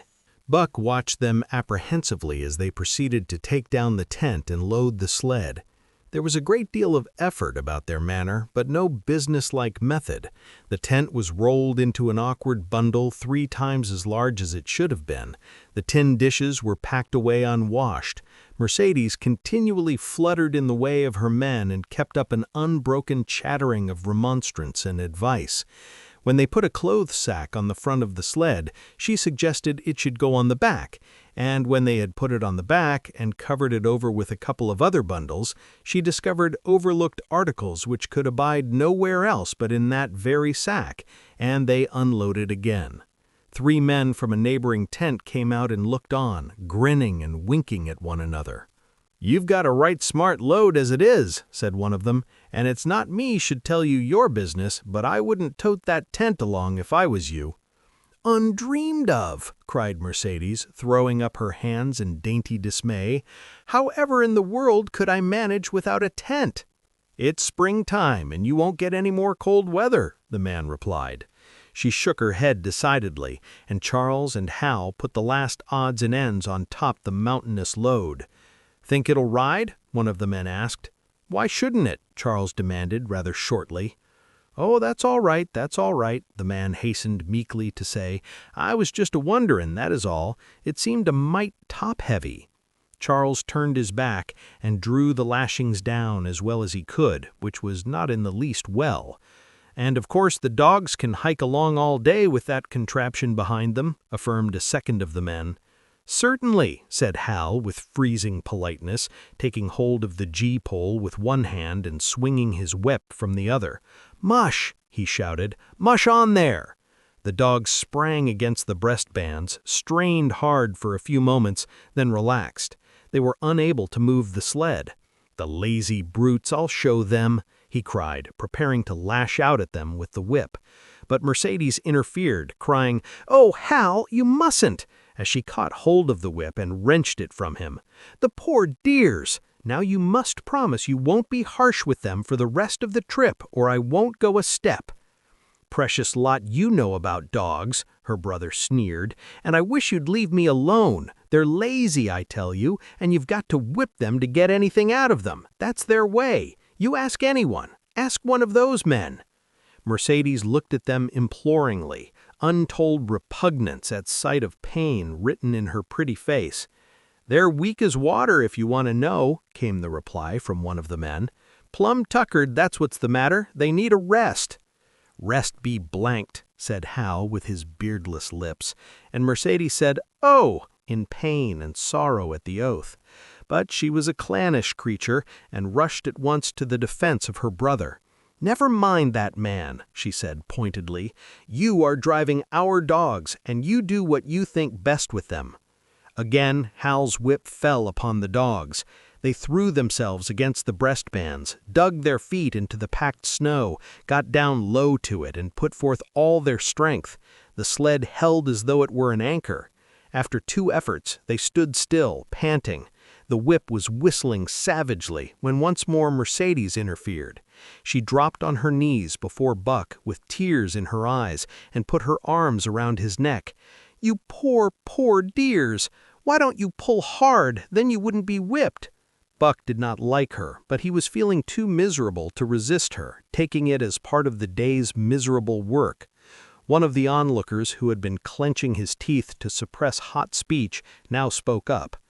"It's not that I care a hoop what becomes of you, but for the dog's sakes, I just want to tell you, you can help them a mighty lot by breaking out that sled. The runners are froze fast. Throw your weight against the G-pole, right and left, and break it out." A 3rd time the attempt was made, but this time, following the advice, Hal broke out the runners which had been frozen to the snow. The overloaded and unwieldy sled forged ahead, Buck and his mates struggling frantically under the rain of blows. 100 yards ahead, the path turned and sloped steeply into the main street. It would have required an experienced man to keep the top-heavy sled upright, and Hal was not such a man. As they swung on the turn, the sled went over, spilling half its load through the loose lashings. The dogs never stopped. The lightened sled bounded on its side behind them. They were angry because of the ill treatment they had received and the unjust load. Buck was raging. He broke into a run, the team following his lead. Hal cried, "Whoa, whoa!" but they gave no heed. He tripped and was pulled off his feet. The capsized sled ground under him, and the dogs dashed on up the street, adding to the gaiety of Skagway as they scattered the remainder of the outfit along its chief thoroughfare. Kind-hearted citizens caught the dogs and gathered up the scattered belongings. Also, they gave advice. Half the load and twice the dogs if they ever expected to reach Dowson, was what was said. Hal and his sister and brother-in-law listened unwillingly, pitched tent, and overhauled the outfit. Canned goods that made men laugh, for canned goods on the long trail is a thing to dream about. "Blankets for a hotel," quoth one of the men who laughed and helped. "Half as many is too much. Get rid of them. Throw away that tent and all those dishes. Who's going to wash them, anyway? Good Lord, do you think you're traveling on a Pullman?" And so it went, the inexorable elimination of the superfluous. Mercedes cried when her clothes bags were dumped on the ground and article after article was thrown out. She cried in general, and she cried in particular over each discarded thing. She clasped hands about knees, rocking back and forth broken-heartedly. She averred she would not go an inch, not for a dozen Charleses. She appealed to everybody and to everything. Finally wiping her eyes and proceeding to cast out even articles of apparel that were imperative necessities. And in her zeal, when she had finished with her own, she attacked the belongings of her men and went through them like a tornado. This accomplished, the outfit, though cut in half, was still a formidable bulk. Charles and Hal went out in the evening and bought 6 outside dogs. These, added to the 6 of the original team, and Teak and Kuna, the huskies obtained at the Rink Rapids on the record trip, brought the team up to 14. But the outside dogs, though practically broken in since their landing, did not amount to much. 3 were short-haired pointers, 1 was a Newfoundland, and the other 2 were mongrels of indeterminate breed. They did not seem to know anything, these newcomers. Buck and his comrades looked upon them with disgust, and though he speedily taught them their places and what not to do, he could not teach them what to do. They did not take kindly to trace and trail. With the exception of the 2 mongrels, they were bewildered and spirit-broken by the strange, savage environment in which they found themselves and by the ill treatment they had received. The 2 mongrels were without spirit at all. Bones were the only things breakable about them. With the newcomers hopeless and forlorn, and the old team worn out by 2,500 miles of continuous trail, the outlook was anything but bright. The 2 men, however, were quite cheerful. And they were proud, too. They were doing the thing in style, with 14 dogs. They had seen other sleds depart over the pass for Dawson or come in from Dawson, but never had they seen a sled with so many as 14 dogs. In the nature of Arctic travel, there was a reason why 14 dogs should not drag one sled, and that was that one sled could not carry the food for 14 dogs. But Charles and Hal did not know this. They had worked the trip out with a pencil. So much to a dog, so many dogs, so many days, QED. Mercedes looked over their shoulders and nodded comprehensively. It was all so very simple. Late next morning, Buck led the long team up the street. There was nothing lively about it, no snap or go in him and his fellows. They were starting dead weary. 4 times he had covered the distance between Salt Water and Dawson, and the knowledge that, jaded and tired, he was facing the same trail once more made him bitter. His heart was not in the work, nor was the heart of any dog. The outsides were timid and frightened, the insides without confidence in their masters. Buck felt vaguely that there was no depending upon these 2 men and the woman. They did not know how to do anything, and as the days went by, it became apparent that they could not learn. They were slack in all things, without order or discipline. It took them half the night to pitch a slovenly camp and half the morning to break that camp and get the sled loaded in fashion so slovenly that for the rest of the day they were occupied in stopping and rearranging the load. Some days they did not make 10 miles. On other days they were unable to get started at all. And on no day did they succeed in making more than half the distance used by the men as a basis in their dog food computation. It was inevitable that they should go short on dog food, but they hastened it by overfeeding, bringing the day nearer when underfeeding would commence. The outside dogs, whose digestions had not been trained by chronic famine to make the most of little, had voracious appetites, and when in addition to this, the worn-out huskies pulled weakly, Hal decided that the orthodox ration was too small. He doubled it. And to cap it all, when Mercedes, with tears in her pretty eyes and a quaver in her throat, could not cajole him into giving the dogs still more, she stole from the fish sacks and fed them slyly. But it was not food that Buck and the huskies needed, but rest, and though they were making poor time, the heavy load they dragged sapped their strength severely.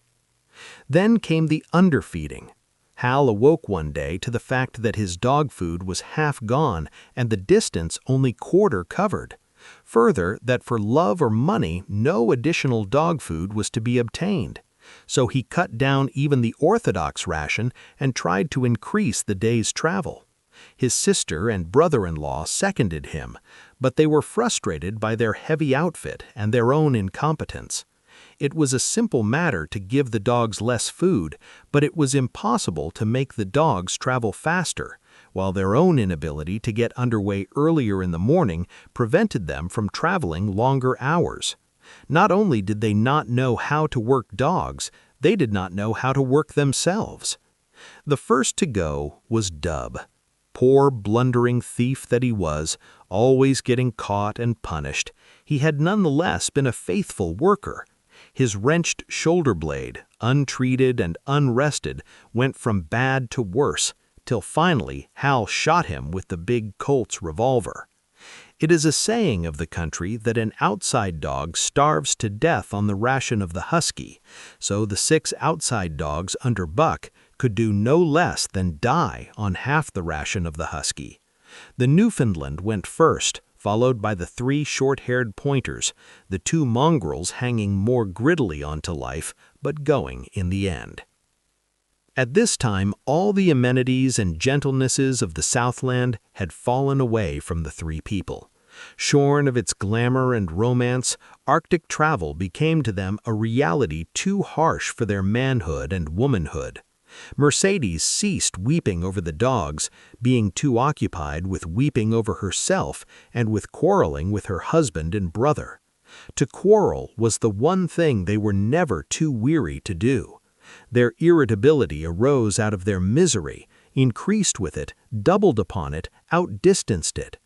The wonderful patience of the trail which comes to men who toil hard and suffer sore and remain sweet of speech and kindly did not come to these 2 men and the woman.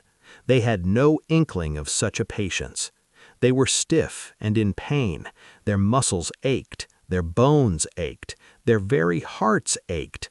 And because of this, they became sharp of speech, and hard words were first on their lips in the morning and last at night. Charles and Hal wrangled whenever Mercedes gave them a chance. It was the cherished belief of each that he did more of his share of the work, and neither forbore to speak this belief at every opportunity. Sometimes Mercedes sided with her husband, sometimes with her brother. The result was a beautiful and endless family quarrel.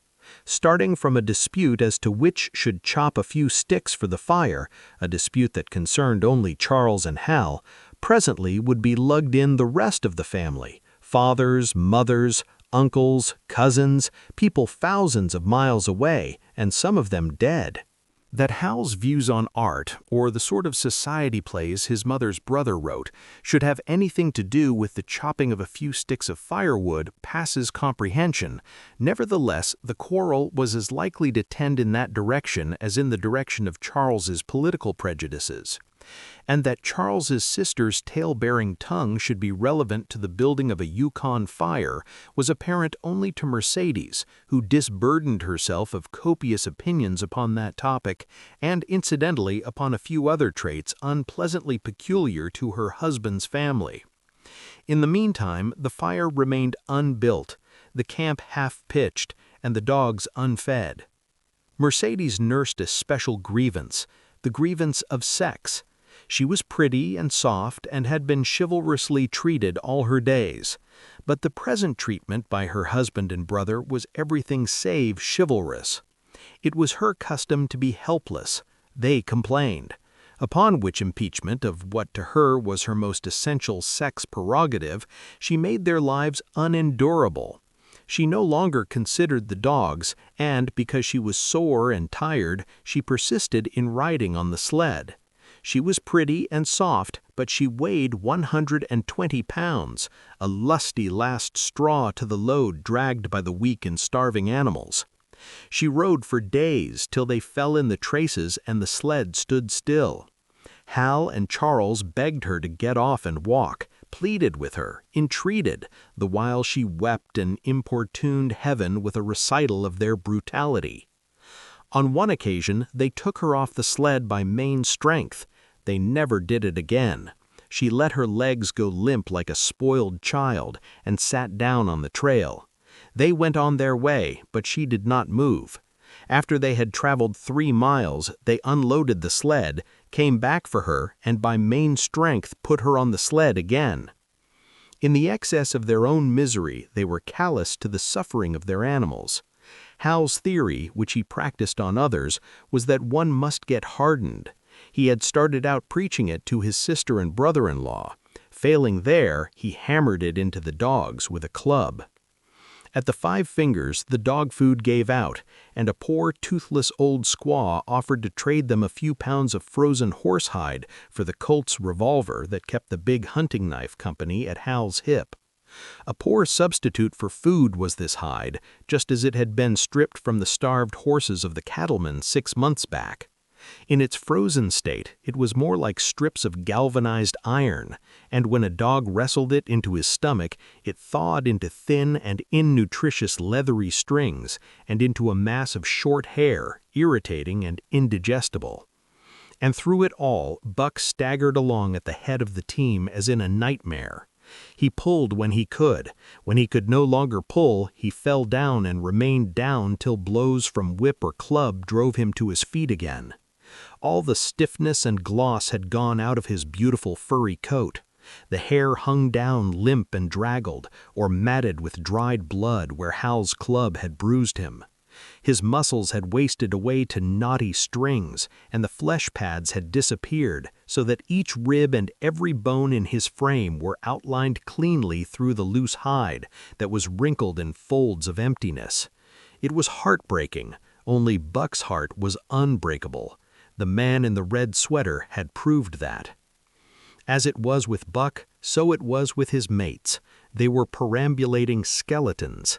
There were 7 altogether, including him. In their very great misery, they had become insensible to the bite of the lash or the bruise of the club. The pain of the beating was dull and distant, just as the things their eyes saw and their ears heard seemed dull and distant. They were not half-living or quarter-living. They were simply so many bags of bones in which sparks of life fluttered faintly. When a halt was made, they dropped down in the traces like dead dogs, and the spark dimmed and paled and seemed to go out, and when the club or whip fell on them, the spark fluttered feebly up, and they tottered to their feet and staggered on. There came a day when Billy, the good-natured, fell and could not rise. Hal had traded off his revolver, so he took the axe and knocked Billy on the head as he lay in the traces, then cut the carcass out of the harness and dragged it to one side. Buck saw, and his mates saw, and they knew that this thing was very close to them. On the next day, Kuna went, and but 5 of them remained. Joe, too far gone to be malignant, Pike, crippled and limping, only half-conscious and not conscious enough longer to malinger. Sol-leks, the one-eyed, still faithful to the toil of trace and trail, and mournful that he had so little strength with which to pull. Teek, who had not traveled so far that winter, and who was now beaten more than the others because he was fresher, and Buck, still at the head of the team, but no longer enforcing discipline or striving to enforce it, blind with weakness half the time, and keeping the trail by the loom of it and by the dim feel of his feet. It was beautiful spring weather, but neither dogs nor humans were aware of it. Every day the sun rose earlier and set later. It was dawn by 3 in the morning, and twilight lingered till 9 at night. The whole long day was a blaze of sunshine. The ghostly winter silence had given way to the great spring murmur of awakening life. This murmur arose from all the land, fraught with the joy of living. It came from the things that lived and moved again, things which had been as dead and which had not moved during the long months of frost. The sap was rising in the pines. The willows and aspens were bursting out in young buds. Shrubs and vines were putting on fresh garbs of green. Crickets sang in the nights, and in the days all manner of creeping and crawling things rustled forth into the sun. Partridges and woodpeckers were booming and knocking in the forest. Squirrels were chattering, birds singing, and overhead honked the wild fowl driving up from the south in cunning wedges that split the air. From every hill slope came the trickle of running water, the music of unseen fountains. All things were thawing, bending, snapping. The Yukon was straining to break loose the ice that bound it down. It ate away from beneath. The sun ate from above. Air holes formed. Fissures sprang and spread apart, while thin sections of ice fell through bodily into the river. And amid all this bursting, rending, throbbing of awakening life, under the blazing sun and through the soft, sighing breezes, like wayfarers to death, staggered the two men, the woman, and the huskies. With the dogs falling, Mercedes weeping and riding, Hal swearing innocuously, and Charles's eyes wistfully watering, they staggered into John Thornton's camp at the mouth of White River. When they halted, the dogs dropped down as though they had all been struck dead. Mercedes dried her eyes and looked at John Thornton. Charles sat down on a log to rest. He sat down very slowly and painstakingly, what of his great stiffness. Hal did the talking. John Thornton was whittling the last touches on an axe handle he had made from a stick of birch. He whittled and listened, gave monosyllabic replies, and, when it was asked, terse advice. He knew the breed, and he gave his advice in the certainty that it would not be followed. They told us up above that the bottom was dropping out of the trail and that the best thing for us to do was to lay over, Hal said in response to Thornton's warning to take no more chances on the rotten ice. They told us we couldn't make White River, and here we are. This last with a sneering ring of triumph in it. And they told you true, John Thornton answered. The bottom's likely to drop out at any moment. Only fools with the blind luck of fools could have made it. I tell you straight, I wouldn't risk my carcass on that ice for all the gold in Alaska. That's because you're not a fool, I suppose, said Hal. All the same, we'll go to Dawson. He uncoiled his whip. Get up there, Buck. Hi, get up there. Mush on. John Thornton went on whittling. It was idle, he knew, to get between a fool and his folly, while 2 or 3 fools more or less would not alter the scheme of things.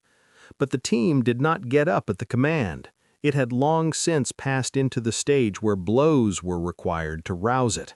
The whip flashed out, here and there, on its merciless errands. John Thornton compressed his lips. So Lex was the first to crawl to his feet. Teek followed. Joe came next, yelping with pain. Pike made painful efforts. Twice he fell over when half up, and on the 3rd attempt managed to rise. Buck made no effort. He lay quietly where he had fallen. The lash bit into him again and again, but he neither whined nor struggled. Several times Thornton started, as though to speak, but changed his mind. A moisture came into his eyes, and as the whipping continued, he arose and walked irresolutely up and down. This was the first time Buck had failed, in itself a sufficient reason to drive Hal into a rage. He exchanged the whip for the customary club. Buck refused to move under the rain of heavier blows which now fell upon him. Like his mates, he was barely able to get up, but unlike them, he had made up his mind not to get up. He had a vague feeling of impending doom. This had been strong upon him when he pulled in to the bank, and it had not departed from him. What of the thin and rotten ice he had felt under his feet all day? It seemed that he sensed disaster close at hand, out there on the ice where his master was trying to drive him. He refused to stir. So greatly had he suffered, and so far gone was he that the blows did not hurt much, and as they continued to fall upon him, the spark of life within flickered and went down. It was nearly out. He felt strangely numb, as though from a great distance he was aware that he was being beaten. The last sensations of pain left him. He no longer felt anything, though very faintly he could hear the impact of the club upon his body. But it was no longer his body, it seemed so far away. And then, suddenly, without warning, uttering a cry that was inarticulate and more like the cry of an animal, John Thornton sprang upon the man who wielded the club. Hal was hurled backward, as though struck by a falling tree. Mercedes screamed. Charles looked on wistfully, wiped his watery eyes, but did not get up because of his stiffness. John Thornton stood over Buck, struggling to control himself, too convulsed with rage to speak. "If you strike that dog again, I'll kill you," he at last managed to say in a choking voice. "It's my dog," Hal replied, wiping the blood from his mouth as he came back. "Get out of my way or I'll fix you. I'm going to Dawson." Thornton stood between him and Buck and evinced no intention of getting out of the way. Hal drew his long hunting knife. Mercedes screamed, cried, laughed, and manifested the chaotic abandonment of hysteria. Thornton rapped Hal's knuckles with the axe handle, knocking the knife to the ground. He rapped his knuckles again as he tried to pick it up. Then he stooped, picked it up himself, and with 2 strokes cut Buck's traces. Hal had no fight left in him. Besides, his hands were full with his sister, or his arms rather, while Buck was too near dead to be of further use in hauling the sled. A few minutes later they pulled out from the bank and down the river. Buck heard them go and raised his head to see. Pike was leading, Sol-leks was at the wheel, and between were Joe and Teek. They were limping and staggering. Mercedes was riding the loaded sled. Hal guided at the gee-pole, and Charles stumbled along in the rear. As Buck watched them, Thornton knelt beside him and with rough, kindly hands searched for broken bones. By the time his search had disclosed nothing more than many bruises and a state of terrible starvation, the sled was 1/4 of a mile away. Dog and man watched it crawling along over the ice. Suddenly, they saw its back end drop down, as into a rut, and the gee-pole with Hal clinging to it jerk into the air. Mercedes' scream came to their ears. They saw Charles turn and make 1 step to run back, and then a whole section of ice give way and dogs and humans disappear. A yawning hole was all that was to be seen. The bottom had dropped out of the trail. John Thornton and Buck looked at each other. "You poor devil," said John Thornton, and Buck licked his hand. Chapter 6. For the Love of a Man. When John Thornton froze his feet in the previous December, his partners had made him comfortable and left him to get well, going on themselves up the river to get out a raft of saw logs for Dawson. He was still limping slightly at the time he rescued Buck, but with the continued warm weather, even the slight limp left him. And here, lying by the riverbank through the long spring days, watching the running water, listening lazily to the songs of birds and the hum of nature, Buck slowly won back his strength. A rest comes very good after one has traveled 3,000 miles, and it must be confessed that Buck waxed lazy as his wounds healed, his muscles swelled out, and the flesh came back to cover his bones. For that matter, they were all loafing, Buck, John Thornton, and Skeet and Nig, waiting for the raft to come that was to carry them down to Dawson. Skeet was a little Irish setter who early made friends with Buck, who in a dying condition was unable to resent her first advances. She had the doctor trait which some dogs possess, and as a mother cat washes her kittens, so she washed and cleansed Buck's wounds. Regularly, each morning after he had finished his breakfast, she performed her self-appointed task, till he came to look for her ministrations as much as he did for Thornton's. Nig, equally friendly, though less demonstrative, was a huge black dog, half bloodhound and half deerhound, with eyes that laughed and a boundless good nature. To Buck's surprise, these dogs manifested no jealousy towards him. They seemed to share the kindliness and largeness of John Thornton. As Buck grew stronger, they enticed him into all sorts of ridiculous games, in which John Thornton himself could not forbear to join, and in this fashion Buck romped through his convalescence and into a new existence. Love, genuine, passionate love, was his for the first time. This he had never experienced at Judge Miller down in the sun-kissed Santa Clara Valley. With the judge's sons, hunting and tramping, it had been a working partnership. With the judge's grandsons, a sort of pompous guardianship, and with the judge himself, a stately and dignified friendship. But love that was feverish and burning, that was adoration, that was madness, it had taken John Thornton to arouse. This man had saved his life, which was something, but further, he was the ideal master. Other men saw to the welfare of their dogs from a sense of duty and business expediency. He saw to the welfare of his as if they were his own children, because he couldn't help it. And he saw further. He never forgot a kindly greeting or a cheering word, and to sit down for a long talk with them, gas he called it, was as much his delight as theirs. He had a way of taking Buck's head roughly between his hands and resting his own head upon Buck's, of shaking him back and forth, the while calling him ill names that to Buck were love names. Buck knew no greater joy than that rough embrace and the sound of murmured oaths, and at each jerk back and forth it seemed that his heart would be shaken out of his body, so great was its ecstasy. And when released, he sprang to his feet, his mouth laughing, his eyes eloquent, his throat vibrant with unuttered sound, and in that fashion remained without movement. John Thornton would reverently exclaim, "God, you can all but speak." Buck had a trick of love expression that was akin to hurt. He would often seize Thornton's hand in his mouth and close so fiercely that the flesh bore the imprint of his teeth for some time afterward. And as Buck understood the oaths to be love words, so the man understood this feigned bite for a caress. For the most part, however, Buck's love was expressed in adoration.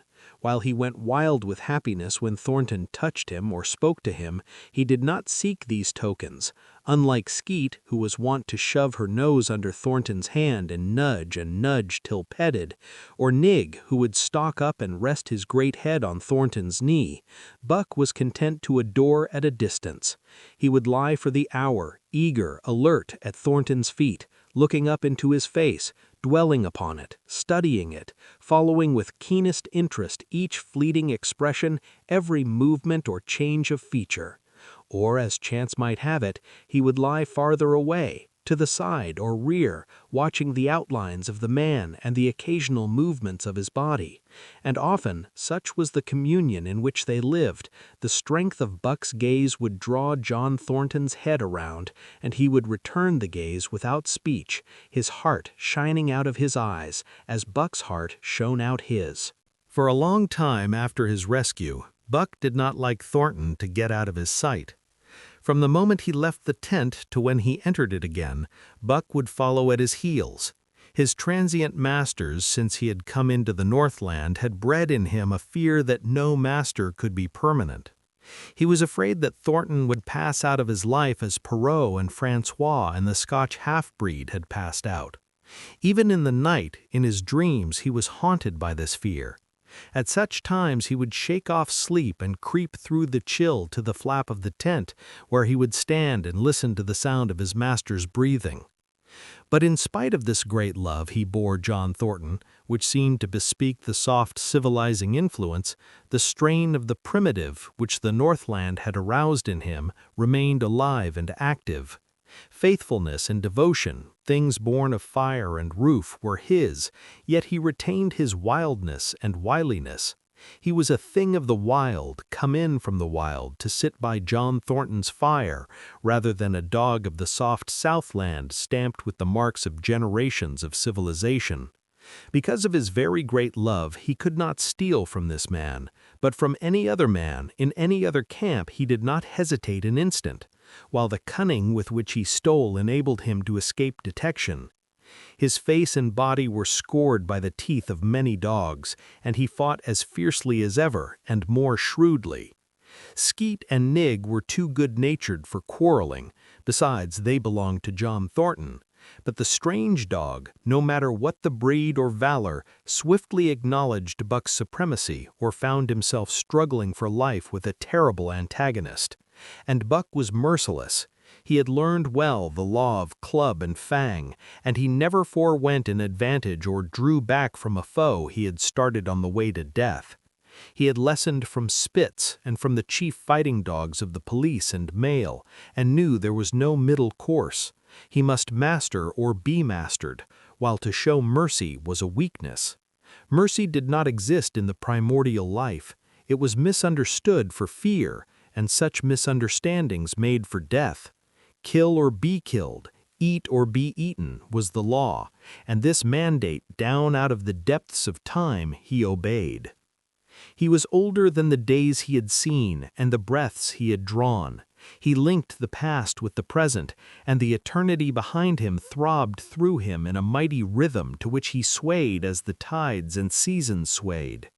He sat by John Thornton's fire, a broad-breasted dog, white-fanged and long-furred, but behind him were the shades of all manner of dogs, half-wolves and wild wolves, urgent and prompting, tasting the savor of the meat he ate, thirsting for the water he drank, scenting the wind with him, listening with him, and telling him the sounds made by the wildlife in the forest, dictating his moods, directing his actions, lying down to sleep with him when he lay down, and dreaming with him, and beyond him, and becoming themselves the stuff of his dreams.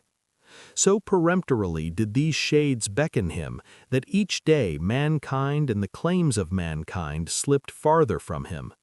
Deep in the forest a call was sounding, and as often as he heard this call, mysteriously thrilling and luring, he felt compelled to turn his back upon the fire and the beaten earth around it, and to plunge into the forest, and on, he knew not where or why, nor did he wonder where or why, the call sounding imperiously deep in the forest.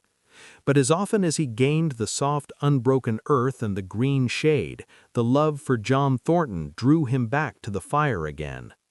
Thornton alone held him. The rest of mankind was as nothing. Chance travelers might praise or pet him, but he was cold under it all, and from a too demonstrative man he would get up and walk away.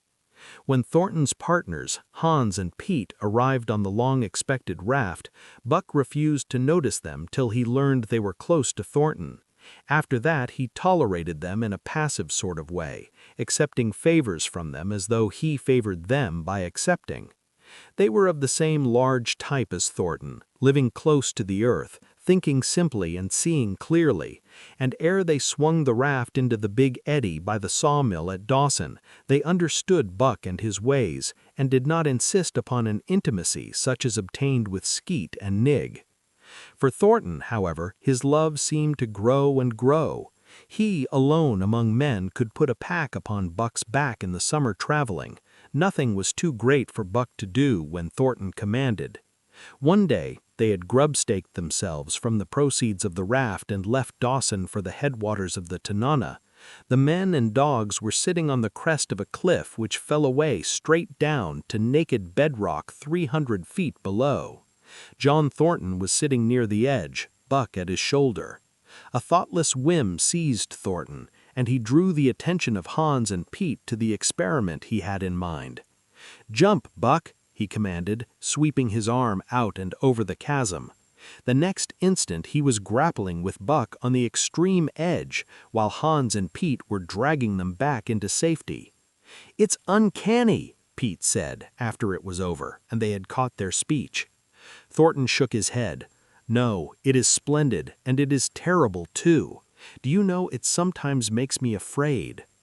"I'm not hankering to be the man that lays hands on you while he's around," Pete announced conclusively, nodding his head towards Buck. "By jingo," was Hans's contribution, "not mineself either."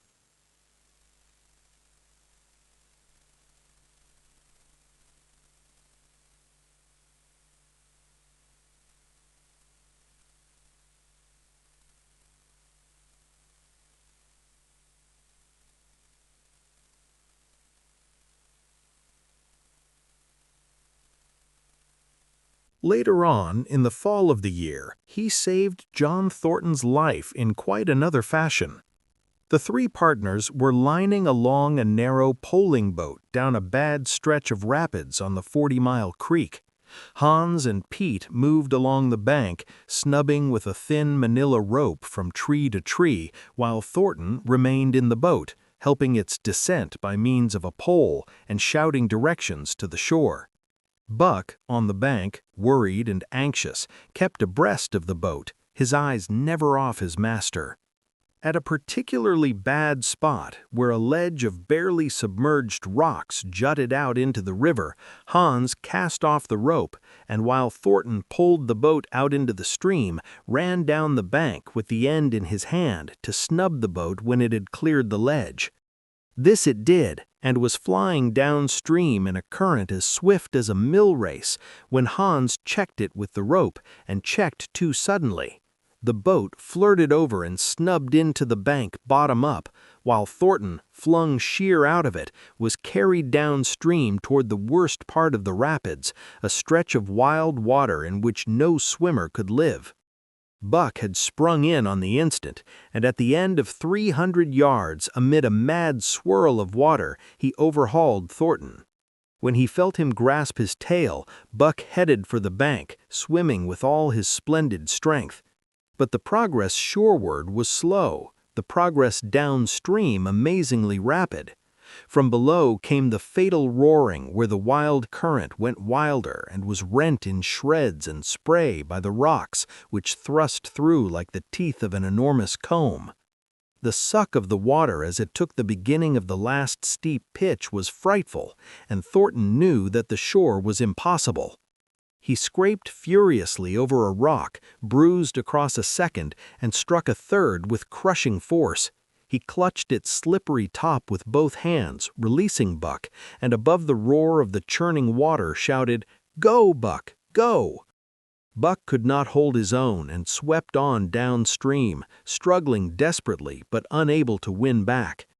When he heard Thornton's command repeated, he partly reared out of the water, throwing his head high, as though for a last look, then turned obediently toward the bank. He swam powerfully and was dragged ashore by Pete and Hans at the very point where swimming ceased to be possible and destruction began.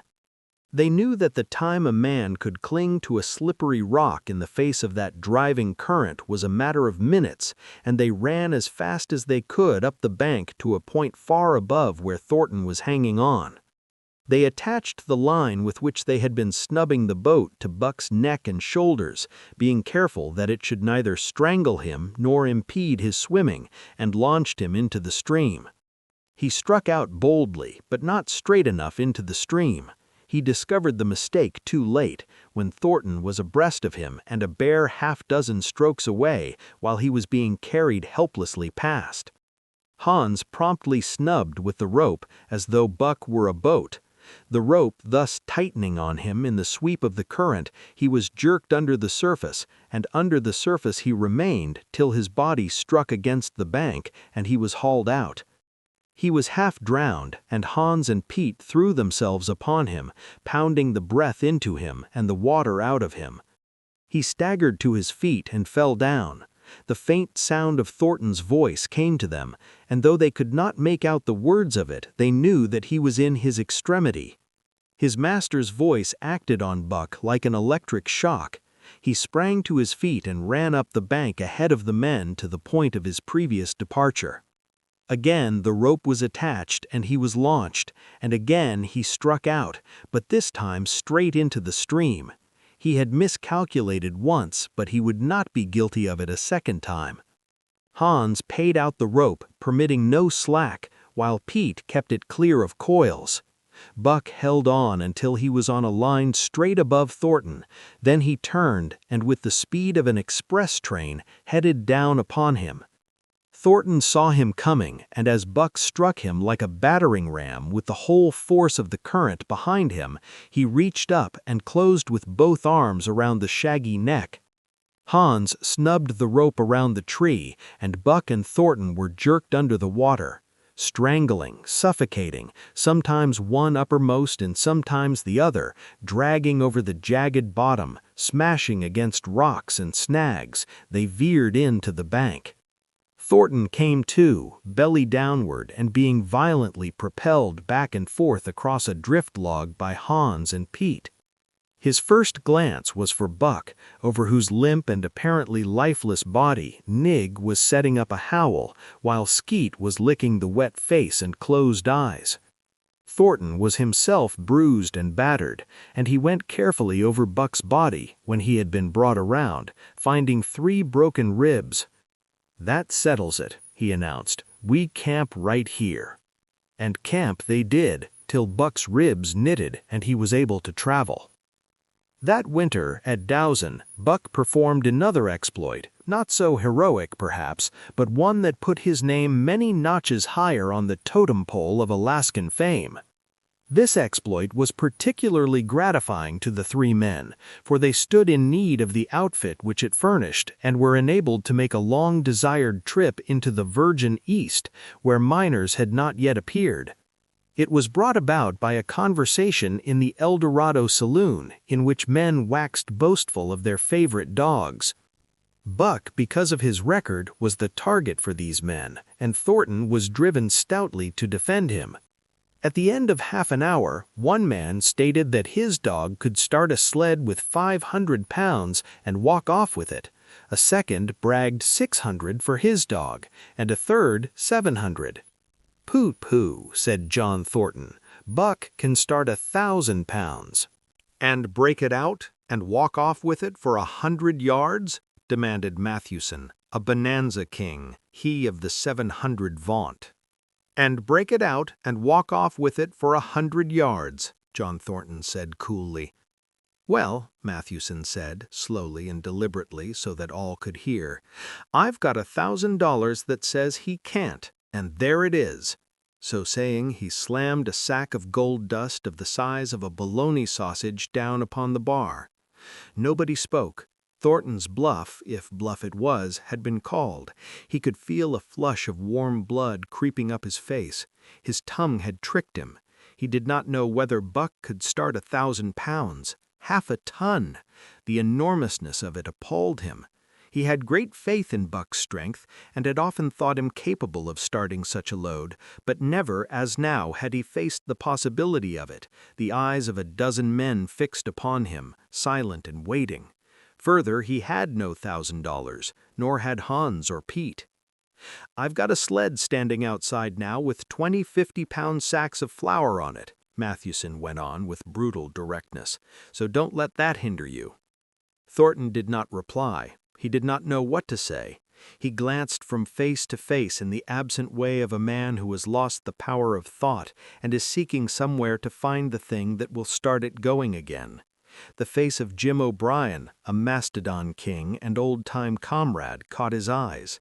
It was as a cue to him, seeming to rouse him to do what he would never have dreamed of doing. "Can you lend me 1,000?" he asked, almost in a whisper. "Sure," answered O'Brien, thumping down a plethoric sack by the side of Mathewson's. "Though it's little faith I'm having, John, that the beast can do the trick." The El Dorado emptied its occupants into the street to see the test. The tables were deserted, and the dealers and gamekeepers came forth to see the outcome of the wager and to lay odds.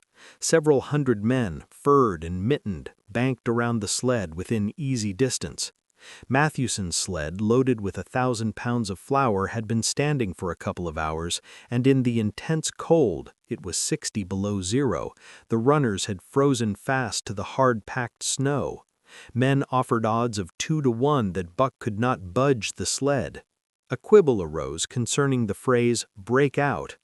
O'Brien contended it was Thornton's privilege to knock the runners loose, leaving Buck to break it out from a dead standstill.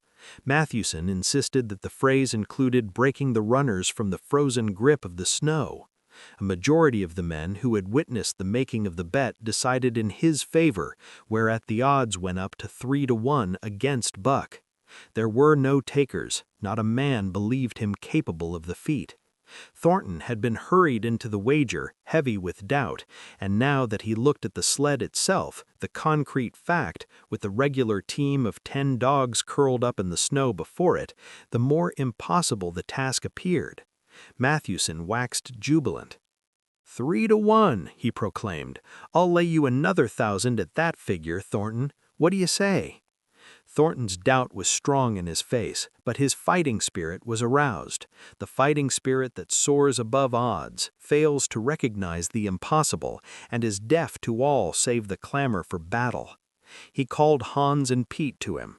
Their sacks were slim, and with his own, the 3 partners could rake together only $200.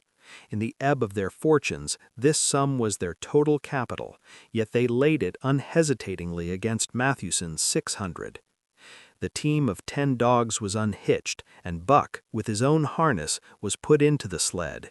He had caught the contagion of the excitement, and he felt in some way that he must do a great thing for John Thornton.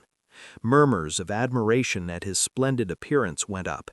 He was in perfect condition, without an ounce of superfluous flesh, and the 150 pounds that he weighed were so many pounds of grit and virility. His furry coat shone with the sheen of silk. Down the neck and across the shoulders, his mane, in repose as it was, half bristled and seemed to lift with every movement, as though excess of vigor made each particular hair alive and active. The great breast and heavy forelegs were no more than in proportion with the rest of the body, where the muscles showed in tight rolls underneath the skin. Men felt these muscles and proclaimed them hard as iron, and the odds went down to 2 to 1. Gad, sir, stuttered a member of the latest dynasty, a king of the skookum benches. I offer you 800 for him, sir, before the test, sir, 800, just as he stands. Thornton shook his head and stepped to Buck's side. You must stand off from him, Mathewson protested. Free play and plenty of room. The crowd fell silent. Only could be heard the voices of the gamblers vainly offering 2 to 1. Everybody acknowledged Buck a magnificent animal, but 20 50-pound sacks of flour bulked too large in their eyes for them to loosen their pouch strings. Thornton knelt down by Buck's side. He took his head in his 2 hands and rested cheek on cheek. He did not playfully shake him as was his wont, or murmur soft love curses, but he whispered in his ear. As you love me, Buck, as you love me, was what he whispered.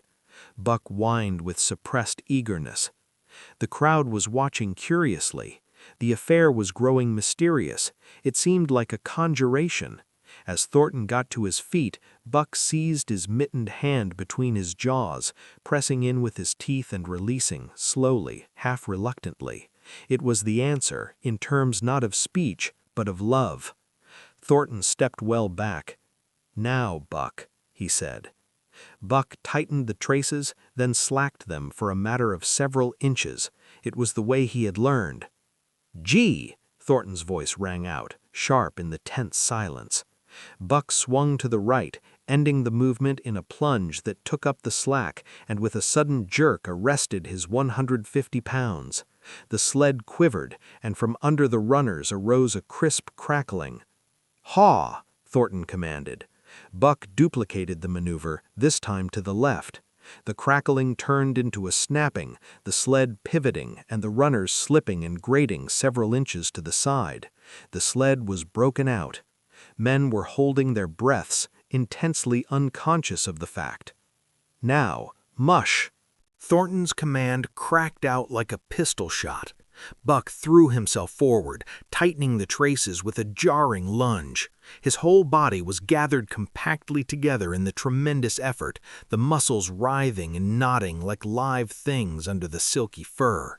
His great chest was low to the ground, his head forward and down, while his feet were flying like mad, the claws scarring the hard-packed snow in parallel grooves.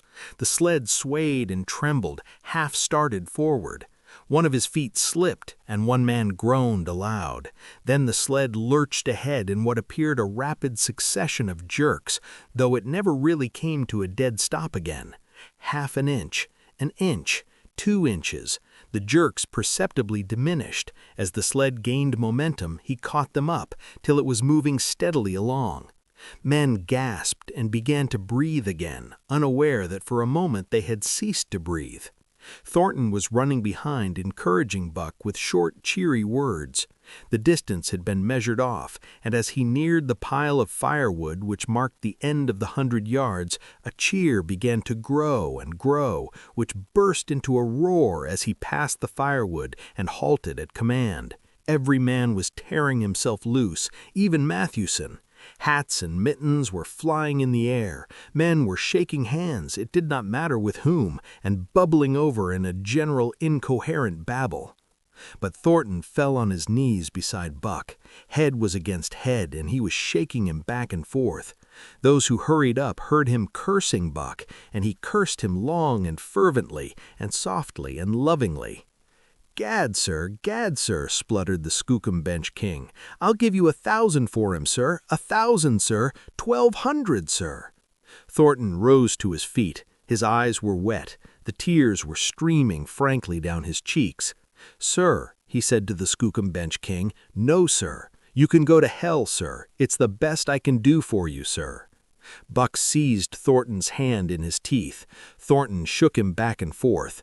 As though animated by a common impulse, the onlookers drew back to a respectful distance, nor were they again indiscreet enough to interrupt. 7. The sounding of the call. When Buck earned $1,600 in 5 minutes for John Thornton, he made it possible for his master to pay off certain debts and to journey with his partners into the East after a fabled lost mine, the history of which was as old as the history of the country. Many men had sought it, few had found it, and more than a few there were who had never returned from the quest. This lost mine was steeped in tragedy and shrouded in mystery. No one knew of the first man. The oldest tradition stopped before it got back to him. From the beginning, there had been an ancient and ramshackle cabin. Dying men had sworn to it, and to the mine the site of which it marked, clinching their testimony with nuggets that were unlike any grade of gold in the Northland. But no living man had looted this treasure house, and the dead were dead, wherefore John Thornton and Pete and Hans, with Buck and half a dozen other dogs, faced into the east on an unknown trail to achieve where men and dogs as good as themselves had failed. They sledded 70 miles up the Yukon, swung to the left into the Stewart River, passed the Mayo and the McQuestion, and held on until the Stewart itself became a streamlet, threading the upstanding peaks which marked the backbone of the continent. John Thornton asked little of man or nature. He was unafraid of the wild. With a handful of salt and a rifle, he could plunge into the wilderness and fare wherever he pleased and as long as he pleased. Being in no haste, Indian fashion, he hunted his dinner in the course of the day's travel, and if he failed to find it, like the Indian, he kept on traveling, secure in the knowledge that sooner or later he would come to it. So on this great journey into the East, straight meat was the bill of fare. Ammunition and tools principally made up the load on the sled, and the time card was drawn upon the limitless future. To Buck, it was boundless delight, this hunting, fishing, and indefinite wandering through strange places. For weeks at a time, they would hold on steadily, day after day, and for weeks on end they would camp here and there, the dogs loafing and the men burning holes through frozen muck and gravel and washing countless pans of dirt by the heat of the fire. Sometimes they went hungry. Sometimes they feasted riotously, all according to the abundance of game and the fortune of hunting. Summer arrived, and dogs and men packed on their backs, rafted across blue mountain lakes, and descended or ascended unknown rivers in slender boats whipsawed from the standing forest. The months came and went, and back and forth they twisted through the uncharted vastness where no men were, and yet where men had been if the lost cabin were true.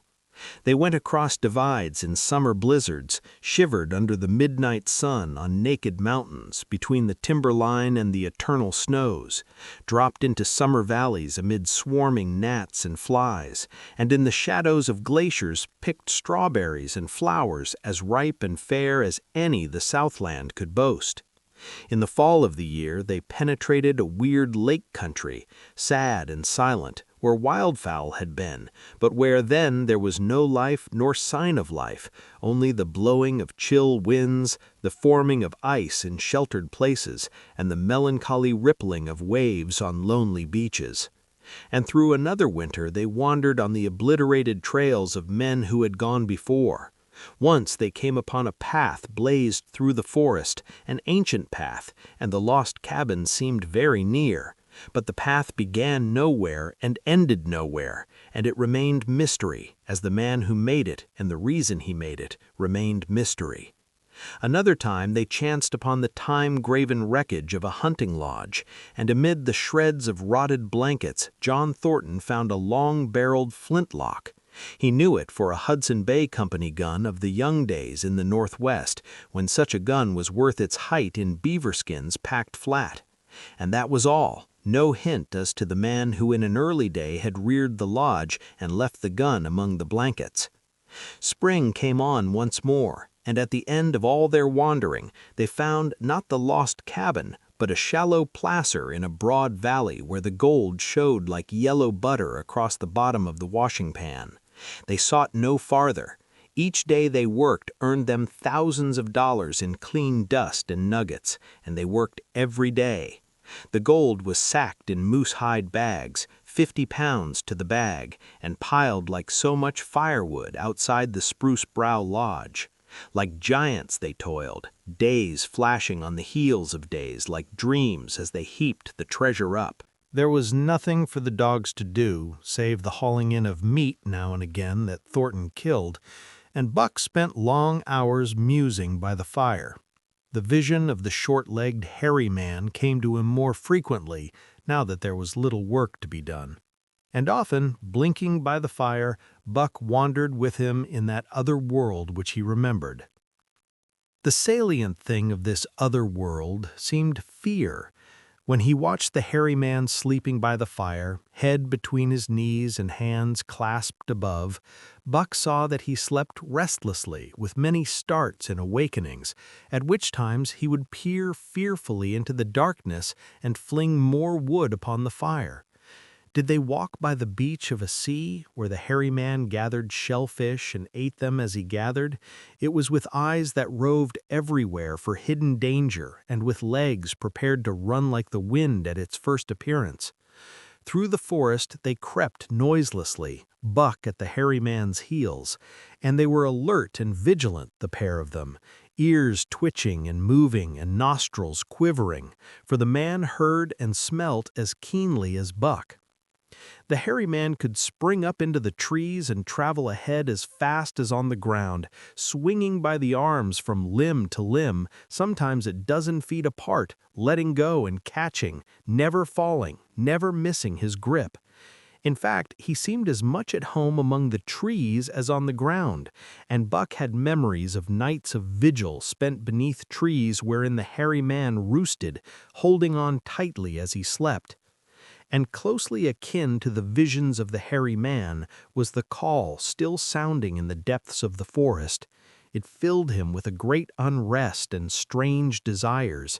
It caused him to feel a vague, sweet gladness, and he was aware of wild yearnings and stirrings for he knew not what. Sometimes he pursued the call into the forest, looking for it as though it were a tangible thing, barking softly or defiantly as the mood might dictate. He would thrust his nose into the cool wood moss or into the black soil where long grasses grew, and snort with joy at the fat earth smells. Or he would crouch for hours, as if in concealment behind fungus-covered trunks of fallen trees, wide-eyed and wide-eared to all that moved and sounded about him. It might be, lying thus, that he hoped to surprise this call he could not understand, but he did not know why he did these various things. He was impelled to do them, and did not reason about them at all. Irresistible impulses seized him. He would be lying in camp, dozing lazily in the heat of the day, when suddenly his head would lift and his ears cock up, intent and listening, and he would spring to his feet and dash away and on for hours through the forest aisles and across the open spaces where the niggerheads bunched. He loved to run down dry watercourses and to creep and spy upon the bird life in the woods. For a day at a time he would lie in the underbrush where he could watch the partridges drumming and strutting up and down. But especially he loved to run in the dim twilight of the summer midnights, listening to the subdued and sleepy murmurs of the forest, reading signs and sounds as man may read a book, and seeking for the mysterious something that called, waking or sleeping, at all times, for him to come. One night he sprang from sleep with a start, eager-eyed, nostrils quivering and scenting, his mane bristling in recurrent waves. From the forest came the call, or one note of it, for the call was many-noted, distinct and definite as never before, a long-drawn howl, like yet unlike any noise made by husky dog, and he knew it in the old familiar way as a sound heard before. He sprang through the sleeping camp and in swift silence dashed through the woods. As he drew closer to the cry, he went more slowly, with caution in every movement, till he came to an open place among the trees, and looking out, saw erect on haunches, with nose pointed to the sky, a long, lean timber wolf. He had made no noise, yet it ceased from its howling, and tried to sense his presence. Buck stalked into the open, half-crouching, body gathered compactly together, tail straight and stiff, feet falling with unwonted care. Every movement advertised commingled threatening and overture of friendliness. It was the menacing truce that marks the meeting of wild beasts that prey. But the wolf fled at sight of him. He followed with wild leapings in a frenzy to overtake. He ran him into a blind channel in the bed of the creek where a timber jam barred the way. The wolf whirled about, pivoting on his hind legs after the fashion of Joe and of all cornered husky dogs, snarling and bristling, clipping his teeth together in a continuous and rapid succession of snaps. Buck did not attack, but circled him about and hedged him in with friendly advances. The wolf was suspicious and afraid, for Buck made 3 of him in weight, while his head barely reached Buck's shoulder. Watching his chance, he darted away, and the chase was resumed.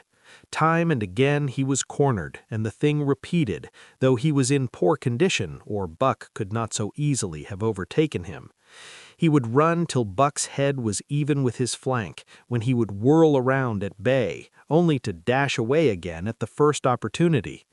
But in the end, Buck's pertinacity was rewarded, for the wolf, finding that no harm was intended, finally sniffed noses with him. Then they became friendly, and played about in the nervous, half-coy way with which fierce beasts belie their fierceness. After some time of this, the wolf started off at an easy lope in a manner that plainly showed he was going somewhere. He made it clear to Buck that he was to come, and they ran side by side through the somber twilight, straight up the creek bed, into the gorge from which it issued, and across the bleak divide where it took its rise. On the opposite slope of the watershed, they came down into a level country where were great stretches of forest and many streams, and through these great stretches they ran steadily, hour after hour, the sun rising higher and the day growing warmer. Buck was wildly glad. He knew he was at last answering the call, running by the side of his wood brother toward the place from where the call surely came. Old memories were coming upon him fast, and he was stirring to them as of old he stirred to the realities of which they were the shadows. He had done this thing before, somewhere in that other and dimly remembered world, and he was doing it again now, running free in the open, the unpacked earth underfoot, the wide sky overhead. They stopped by a running stream to drink, and, stopping, Buck remembered John Thornton. He sat down. The wolf started on toward the place from where the call surely came, then returned to him, sniffing noses and making actions as though to encourage him. But Buck turned about and started slowly on the back track. For the better part of an hour the wild brother ran by his side, whining softly. Then he sat down, pointed his nose upward, and howled. It was a mournful howl, and as Buck held steadily on his way, he heard it grow faint and fainter until it was lost in the distance.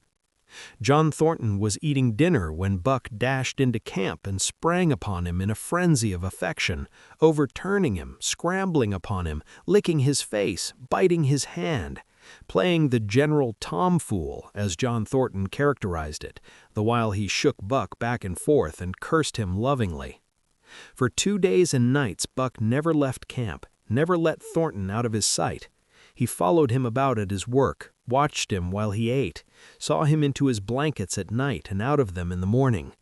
But after 2 days, the call in the forest began to sound more imperiously than ever.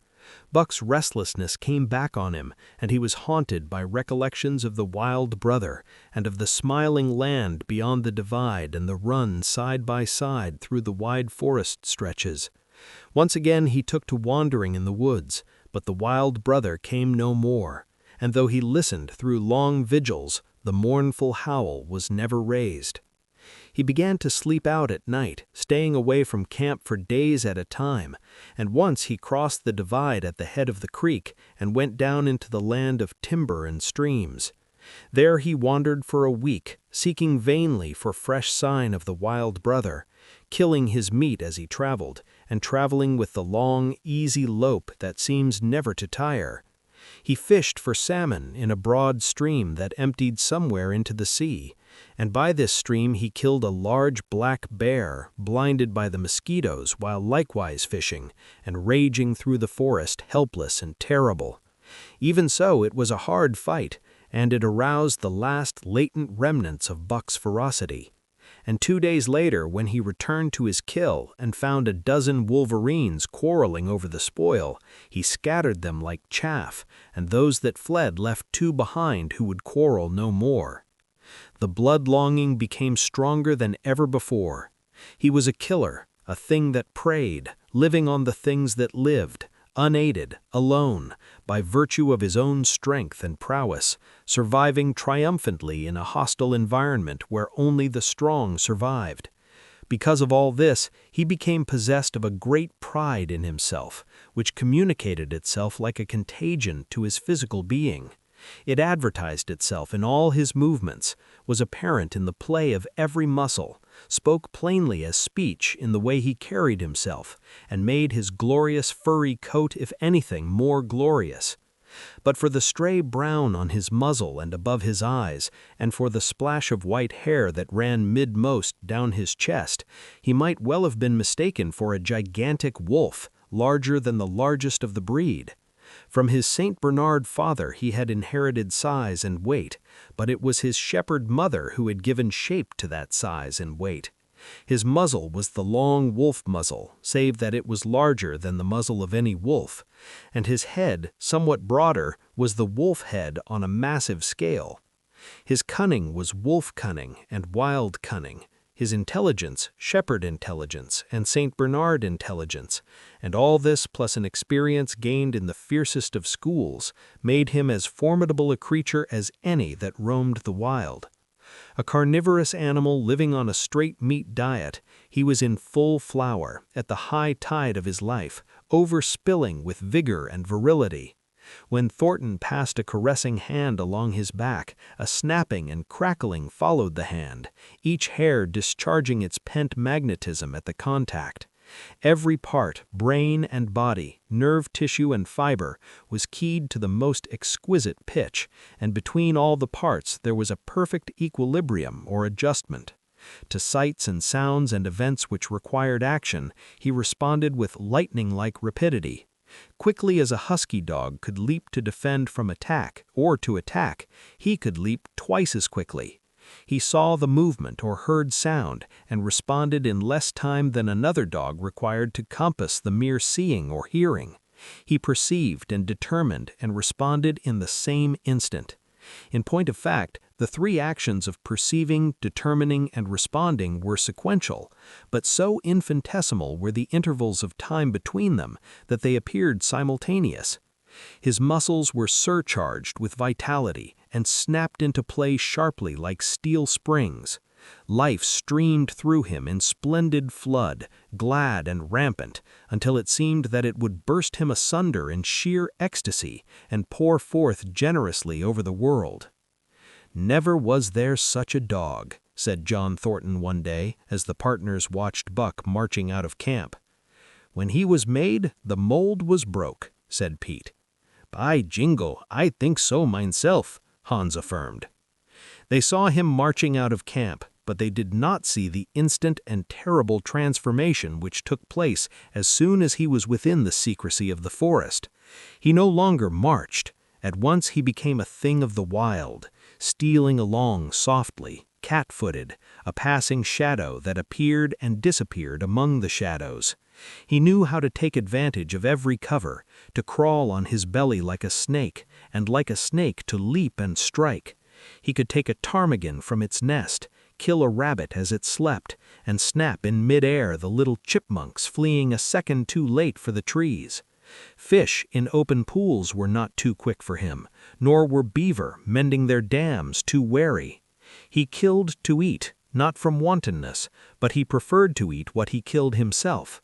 So a lurking humor ran through his deeds, and it was his delight to steal upon the squirrels, and when he all but had them, to let them go, chattering in mortal fear to the treetops. As the fall of the year came on, the moose appeared in greater abundance, moving slowly to meet the winter in the lower and less rigorous valleys. Buck had already dragged down a stray part-grown calf, but he wished strongly for larger and more formidable quarry, and he came upon it one day on the divide at the head of the creek. A band of 20 moose had crossed over from the land of streams and timber, and chief among them was a great bull. He was in a savage temper, and standing 6 feet from the ground was as formidable an antagonist as even Buck could desire. Back and forth the bull tossed his great palmated antlers, branching to 14 points and embracing 7 feet within the tips. His small eyes burned with a vicious and bitter light, while he roared with fury at sight of Buck. From the bull's side, just forward of the flank, protruded a feathered arrow end, which accounted for his savageness. Guided by that instinct which came from the old hunting days of the primordial world, Buck proceeded to cut the bull out from the herd. It was no slight task. He would bark and dance about in front of the bull, just out of reach of the great antlers and of the terrible splay hooves which could have stamped his life out with a single blow. Unable to turn his back on the fanged danger and go on, the bull would be driven into paroxysms of rage. At such moments he charged Buck, who retreated craftily, luring him on by a simulated inability to escape. But when he was thus separated from his fellows, 2 or 3 of the younger bulls would charge back upon Buck and enable the wounded bull to rejoin the herd. There is a patience of the wild, dogged, tireless, persistent as life itself, that holds motionless for endless hours the spider in its web, the snake in its coils, the panther in its ambuscade. This patience belongs peculiarly to life when it hunts its living food, and it belonged to Buck as he clung to the flank of the herd, retarding its march, irritating the young bulls, worrying the cows with their half-grown calves, and driving the wounded bull mad with helpless rage. For half a day this continued. Buck multiplied himself, attacking from all sides, enveloping the herd in a whirlwind of menace, cutting out his victim as fast as it could rejoin its mates, wearing out the patience of creatures preyed upon, which is a lesser patience than that of creatures preying. As the day wore along and the sun dropped to its bed in the northwest, the darkness had come back and the fall nights were 6 hours long, the young bulls retraced their steps more and more reluctantly to the aid of their beset leader. The downcoming winter was harrying them on to the lower levels, and it seemed they could never shake off this tireless creature that held them back. Besides, it was not the life of the herd or of the young bulls that was threatened. The life of only one member was demanded, which was a remoter interest than their lives, and in the end they were content to pay the toll. As twilight fell, the old bull stood with lowered head, watching his mates, the cows he had known, the calves he had fathered, the bulls he had mastered, as they shambled on at a rapid pace through the fading light. He could not follow, for before his nose leapt the merciless, fanged terror that would not let him go. 300 weight, more than half a ton he weighed. He had lived a long, strong life, full of fight and struggle, and at the end he faced death at the teeth of a creature whose head did not reach beyond his great knuckled knees. From then on, night and day, Buck never left his prey, never gave it a moment's rest, never permitted it to browse the leaves of trees or the shoots of young birch and willow. Nor did he give the wounded bull opportunity to slake his burning thirst in the slender trickling streams they crossed. Often, in desperation, he burst into long stretches of flight. At such times Buck did not attempt to stay him, but loped easily at his heels, satisfied with the way the game was played, lying down when the moose stood still, attacking him fiercely when he strove to eat or drink. The great head drooped more and more under its tree of horns, and the shambling trot grew weak and weaker. He took to standing for long periods with nose to the ground and dejected ears dropped limply, and Buck found more time in which to get water for himself and in which to rest. At such moments, panting with red lolling tongue and with eyes fixed on the big bull, it appeared to Buck that a change was coming over the face of things. He could feel a new stir in the land. As the moose were coming into the land, other kinds of life were coming in. Forest and stream and air seemed palpitant with their presence. The news of it was borne in on him not by sight or sound or smell, but by some other and subtler sense. He heard nothing, saw nothing, yet knew that the land was somehow different, that through it strange things were afoot and ranging, and he resolved to investigate after he had finished the business in hand. At last, at the end of the 4th day, he pulled the great moose down.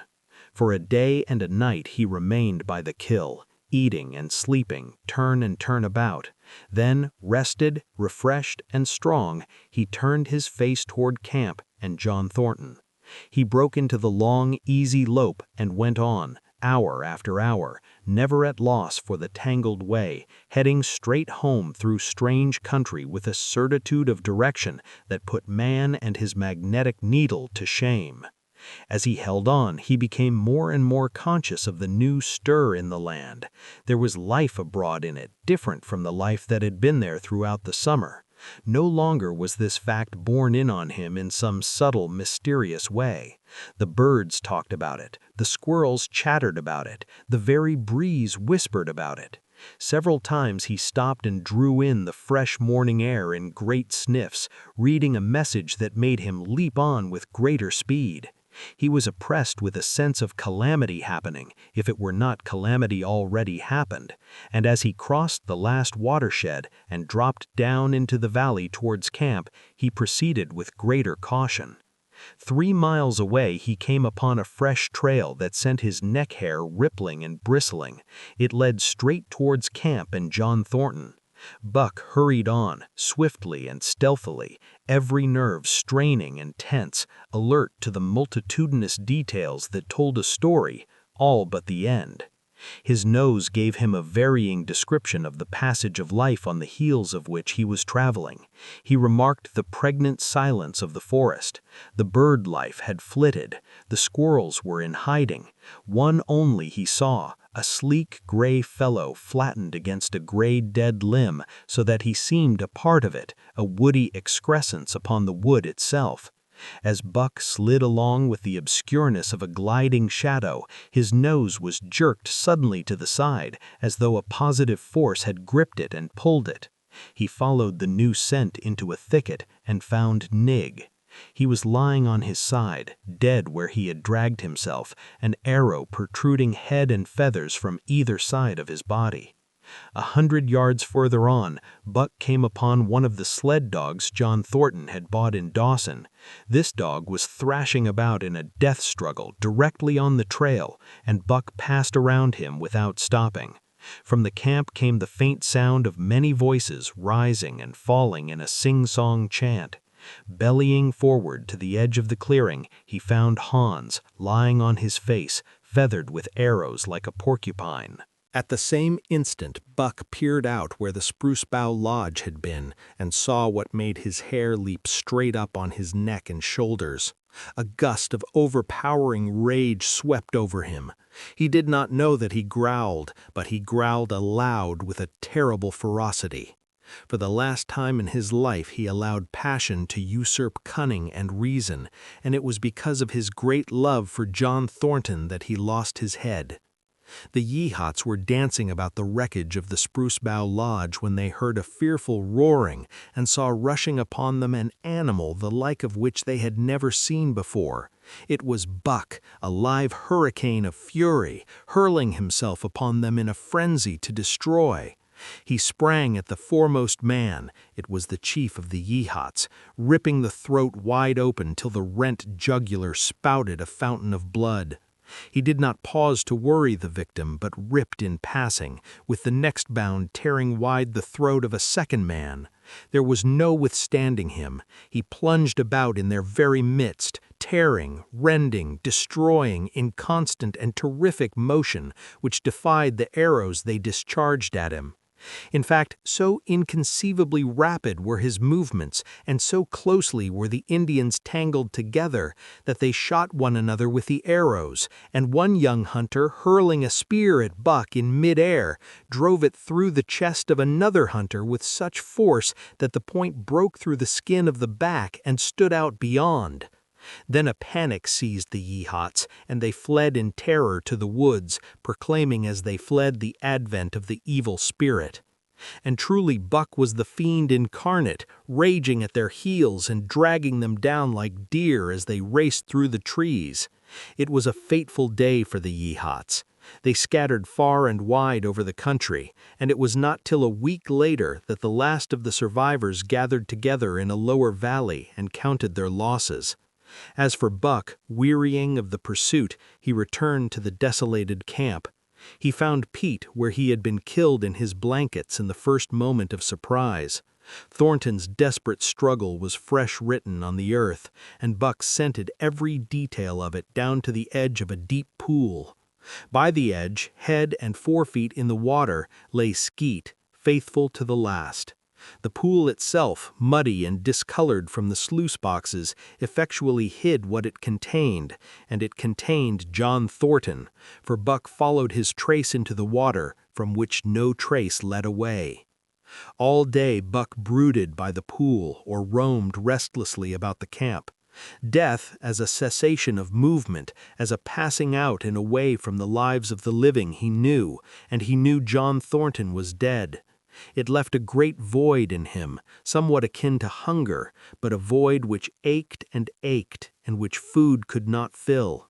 At times, when he paused to contemplate the carcasses of the Yeehats, he forgot the pain of it, and at such times he was aware of a great pride in himself, a pride greater than any he had yet experienced.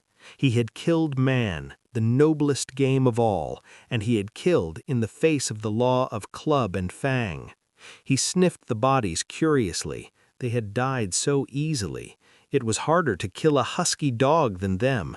They were no match at all were it not for their arrows and spears and clubs.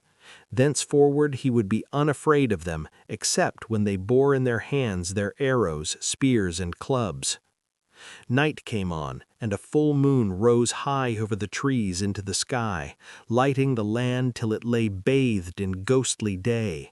And with the coming of the night, brooding and mourning by the pool, Buck became alive to a stirring of the new life in the forest, other than that which the Yeehats had made.